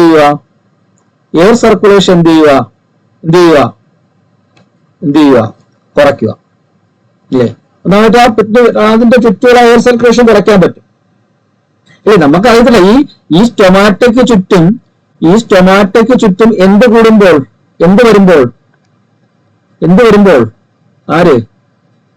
ഇവിടെ എന്തടിക്കുമ്പോഴാണ്, എന്തിന്റെ ഇത് കൂടുമ്പോഴാണ് സ്റ്റൊമാറ്റോ ഓപ്പൺ ആവുന്നത്? ചൂട് കൂടുമ്പോഴല്ലേ സ്റ്റൊമാറ്റോ ഓപ്പൺ ആവുന്നത്? അല്ലേടെ? ചൂട് കൂടുമ്പോൾ സ്റ്റൊമാറ്റോ ഓപ്പൺ ആവും. അപ്പോഴാണ് ആ സസ്യങ്ങൾക്കുള്ളിലുള്ള വെള്ളം പുറത്തേക്ക് പോകുന്നത്. അപ്പൊ ഇവിടെ ഇത് സാധാരണ സസ്യങ്ങൾ ഇങ്ങനെ ചൂട് കൂടുമ്പോൾ ഓട്ടോമാറ്റിക് ആയിട്ട് സ്റ്റൊമാറ്റോ പുറത്തെ വെള്ളം പുറത്തേക്കും ചെയ്യും. ഇവിടെ ഇങ്ങനെ ഉള്ളിലോട്ട് നിൽക്കുന്നതുകൊണ്ട് എന്ത് ചെയ്യാൻ പറ്റും? ഒരു ചൂട് കുറഞ്ഞ, അല്ലേ, ഈ എയർ സർക്കുലേഷനെ കുറയ്ക്കുന്നത് കൊണ്ട് ഒരു ചൂട് കുറഞ്ഞ ഒരു ക്ലൈമറ്റ് അവിടെ കൊടുക്കാൻ പറ്റും ഈ സങ്കൻ സ്റ്റൊമാറ്റയ്ക്ക്. മനസ്സിലായി? അതായത് അപ്പം ഒരു ആ എയർ സർക്കുലേഷനെ കുറച്ചുകൊണ്ട് ഒരു കൂളായിട്ടുള്ള എൻവയോൺമെന്റ്, ഒരു തണുത്ത എൻവയോൺമെന്റ് ഇവിടെ കൊടുക്കാൻ പറ്റും. അതായത് പുറമേ നിന്നുള്ള ഇങ്ങനെ ഈ രീതിയിലുള്ള ആ ഒരു ഹോട്ട് എയറിനെ ഇങ്ങോട്ട് തള്ളിക്കേറ്റാതെ ഇവിടെ ഉള്ളിലേക്ക് ഇരിക്കുന്നത് കൊണ്ട് എയറിന്റെ സർക്കുലേഷൻ കുറയ്ക്കും, ആ പിറ്റിനകത്തേക്ക് എത്തുന്നുണ്ട്. അപ്പം ആ വായു കടന്നു വരാനുള്ള ശേഷി കുറച്ചുകൊണ്ട് അവിടെ ഒരു തണുത്ത അന്തരീക്ഷം സംജാതമാക്കുകയും അല്ലെങ്കിൽ ഒരു തണുത്തൊരു അന്തരീക്ഷം അവിടെ ഉണ്ടാക്കുകയും ചെയ്തുകൊണ്ട് എന്ത് ചെയ്യും? ഈ സ്റ്റൊമാറ്റയുടെ തുറക്കലിനെ തടയുകയും ചെയ്യും. അങ്ങനെ സ്റ്റോമയുടെ തുറക്കലിനെ തടഞ്ഞു കഴിഞ്ഞാല് എന്ത് കുറയ്ക്കാൻ പറ്റും? സസ്യസേവനം കുറയ്ക്കാൻ പറ്റും. അതുകൊണ്ട് അതിനെ വിളിക്കുന്നത് തന്നെ മൈക്രോ ക്ലൈമറ്റ് ഉണ്ടാക്കുക എന്നുള്ളതാണ്. ആ ഒരു ടേമാണ് നമ്മളവിടെ ഉപയോഗിക്കുന്നത്. അതായത് സങ്കൻ സ്റ്റൊമാറ്റ ചെയ്യുന്ന പ്രോസസ് എന്താണെന്ന് വെച്ച് കഴിഞ്ഞാല് ഇറ്റ് ക്രിയേറ്റ് മൈക്രോ ക്ലൈമറ്റ് എന്നാണ് നമ്മൾ വിളിക്കുന്നത്. മൈക്രോ ക്ലൈമറ്റ്, അതായത് വളരെ മൈന്യൂട്ട് ആയിട്ടുള്ള ഒരു climate, A cool micro climate, വളരെ തണുത്ത മൈക്രോ ക്ലൈമറ്റ് അവിടെ സംജാതമാക്കുവാനായിട്ട് ഈ പിറ്റിനകത്തേക്ക്, ഉള്ളിലേക്ക് കയറി ഒരു കുഴിക്ക് അകത്തേക്ക് ഇരിക്കുന്ന ഈ സംഘം സ്റ്റൊമാറ്റയ്ക്ക് കഴിയും. ഈ സംഘം സ്റ്റൊമാറ്റ എന്ന് വിളിക്കാനുള്ള കാരണം ആ കുഴിയിൽ ഇരിക്കുന്നത് കൊണ്ടാണ്, അല്ലാതെ നോർമൽ സ്റ്റൊമാറ്റ തന്നെയാണ്. ഓക്കെ. അപ്പൊ അവിടെ ഉണ്ടാകുന്ന ക്ലൈമറ്റിനെ വിളിക്കുന്നതാണ് മൈക്രോ ക്ലൈമറ്റ് എന്ന് പറയുന്നത്. അപ്പൊ ഇതാണ് സംഘം സ്റ്റൊമാറ്റ ചെയ്യുന്ന പ്രവർത്തനം. നിങ്ങൾക്ക് സംഗതി കാര്യം പിടികിട്ടിയോ? സാധാരണ സ്റ്റൊമാറ്റയും സംഘം സ്റ്റൊമാറ്റയും വ്യത്യാസം അതെന്ത് ചെയ്യുന്നു? പക്കയാണോ? മറക്കൂ ഇതൊക്കെ മറക്കൂടെ? മറന്നു പോവോ? കാണാപ്പുറം പഠിക്കേണ്ട ആവശ്യമുണ്ടോ? ഉണ്ടോ? പക്ഷെ ഇതൊക്കെ വായിച്ചില്ലെങ്കിൽ, ഞാൻ ഇപ്പൊ മോർഫോളജി ചോദിച്ചത് നിങ്ങളെ കൺഫ്യൂഷൻ ആക്കണ്ട, ടെൻഷൻ അടുപ്പിക്കണ്ടെന്ന് വിചാരിച്ചാണ് ഞാൻ അങ്ങോട്ട് കിടക്കാത്ത, അല്ലെങ്കിൽ കംപ്ലീറ്റ് റിവൈസ് ചെയ്തിട്ട് ക്ലാസ് അവസാനിപ്പിക്കത്തുള്ളായിരുന്നു പഠിപ്പിച്ചത്. ഓക്കെ. ഒരു ക്ലാസ് കുറച്ച് കഴിയട്ടെ, പരീക്ഷകൾ തുടങ്ങട്ടെ, എന്നിട്ട് നമ്മളെ യഥാർത്ഥ സ്വഭാവങ്ങളെ കാണിക്കാം. ഇപ്പോഴേ നിങ്ങളെ മടുപ്പിച്ചാൽ ശരിയാകത്തില്ലല്ലോ. ഞാൻ ഇന്നലെയും കൂടി പറഞ്ഞതാണ്, മെനഞ്ഞാന്നും കൂടി പറഞ്ഞതാണ്, ബാക്കി ഇടരുതൊന്നും, ഒന്നും ബാക്കി, പ്രത്യേകിച്ച് അനാട്ടമി, ഫിസിയോളജി, മോർഫോളജി എന്നൊക്കെ പറയുന്നത് കംപ്ലീറ്റ് തിരിയും, എല്ലാം തിരിഞ്ഞുള്ള സാധനമാണ്. മനസ്സിലായല്ലേ? അപ്പൊ സിമ്പിൾ ആയിട്ട് ഇപ്പൊ എക്കണോമിക് ബോട്ടണിൽ ജിഞ്ചറിന്റെ സിഞ്ചിബറേസിയ, ജിഞ്ചറിയല്ല, ജിഞ്ചർ എള്ളാണ്. ജിഞ്ചറിന്റെ ഏത് ഭാഗമാണ് ഉപയോഗയോഗ്യം എന്ന് എക്കണോമിക് ബോട്ടണിന്റെ ക്വസ്റ്റ്യൻ ചോദിച്ചു കഴിഞ്ഞാൽ നമ്മൾ എഴുതി വെക്കും. എന്തെന്ന് നിങ്ങൾ പറഞ്ഞേ, എന്താ അതിന്റെ ഉപയോഗയോഗ്യമായ ഭാഗം? എന്താ?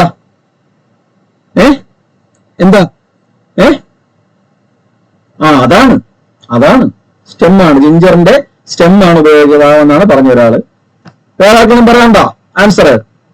എന്താണ് ഉപയോഗയോഗ്യമായ ഭാഗം ജിഞ്ചറിന്റെ? അല്ല, തെറ്റ്, കാണ്ടവും തെറ്റ്. നിങ്ങൾക്ക് രണ്ട് വാക്കുകൾ അവിടെ പരീക്ഷയിൽ ചോദിക്കാം. രണ്ട് വാക്കുകൾ ചോദിക്കാം പരീക്ഷയ്ക്ക്. ജിഞ്ചറിനെ സംബന്ധിച്ചിടത്തോളം ജിഞ്ചർ എന്ന് പറഞ്ഞ ഒരു കാണ്ഡമല്ല, അതൊരു ഭൂകാണ്ഡമാണ്. ഒന്നാമത്തത് മനസ്സിലായില്ലേ? വേറെ ഒരു അണ്ടർഗ്രൗണ്ട് സ്റ്റെം അല്ലേ? ആണോ ഭൂകാണ്ഡമാണോ? ഇനി ആ ജിഞ്ചറിന്റെ അണ്ടർഗ്രൗണ്ട് സ്റ്റെമ്മിനെ വിളിക്കുന്ന പേരുണ്ട്. എന്താണ് അതിനെ വിളിക്കുന്നത്? റൈസോം എന്നാണ്. റൈസോം എന്നാണ് വിളിക്കുന്നത്. ഒന്നുകിൽ ഭൂകാണ്ഡം എന്നായിരിക്കും ആൻസർ, അല്ലെങ്കിൽ റൈസോം. തെറ്റിക്കാൻ വേണ്ടി ആദ്യം കാണ്ഡവും തരും. ഇങ്ങനെ കണ്ടുപൂത്തിരിക്കുന്നവർ കാണ്ഡം എഴുതും. കിഴങ്ങ് എഴുതുന്നവരും തരും. ട്യൂബറെന്നും തരും. കിഴങ്ങ് അതും തരും. കാരണം കിഴങ്ങ് വേറെയിലിരിക്കുന്നത്, ട്യൂബ് വേറെയിലിരിക്കുന്നത്, ട്യൂബറും തരും. അപ്പൊ ഇത് തിരിയും. നമുക്ക് അറിയാത്തതുകൊണ്ടല്ല, പെട്ടെന്ന് തിരിഞ്ഞു പോകാം നമുക്ക് പരീക്ഷയ്ക്ക്.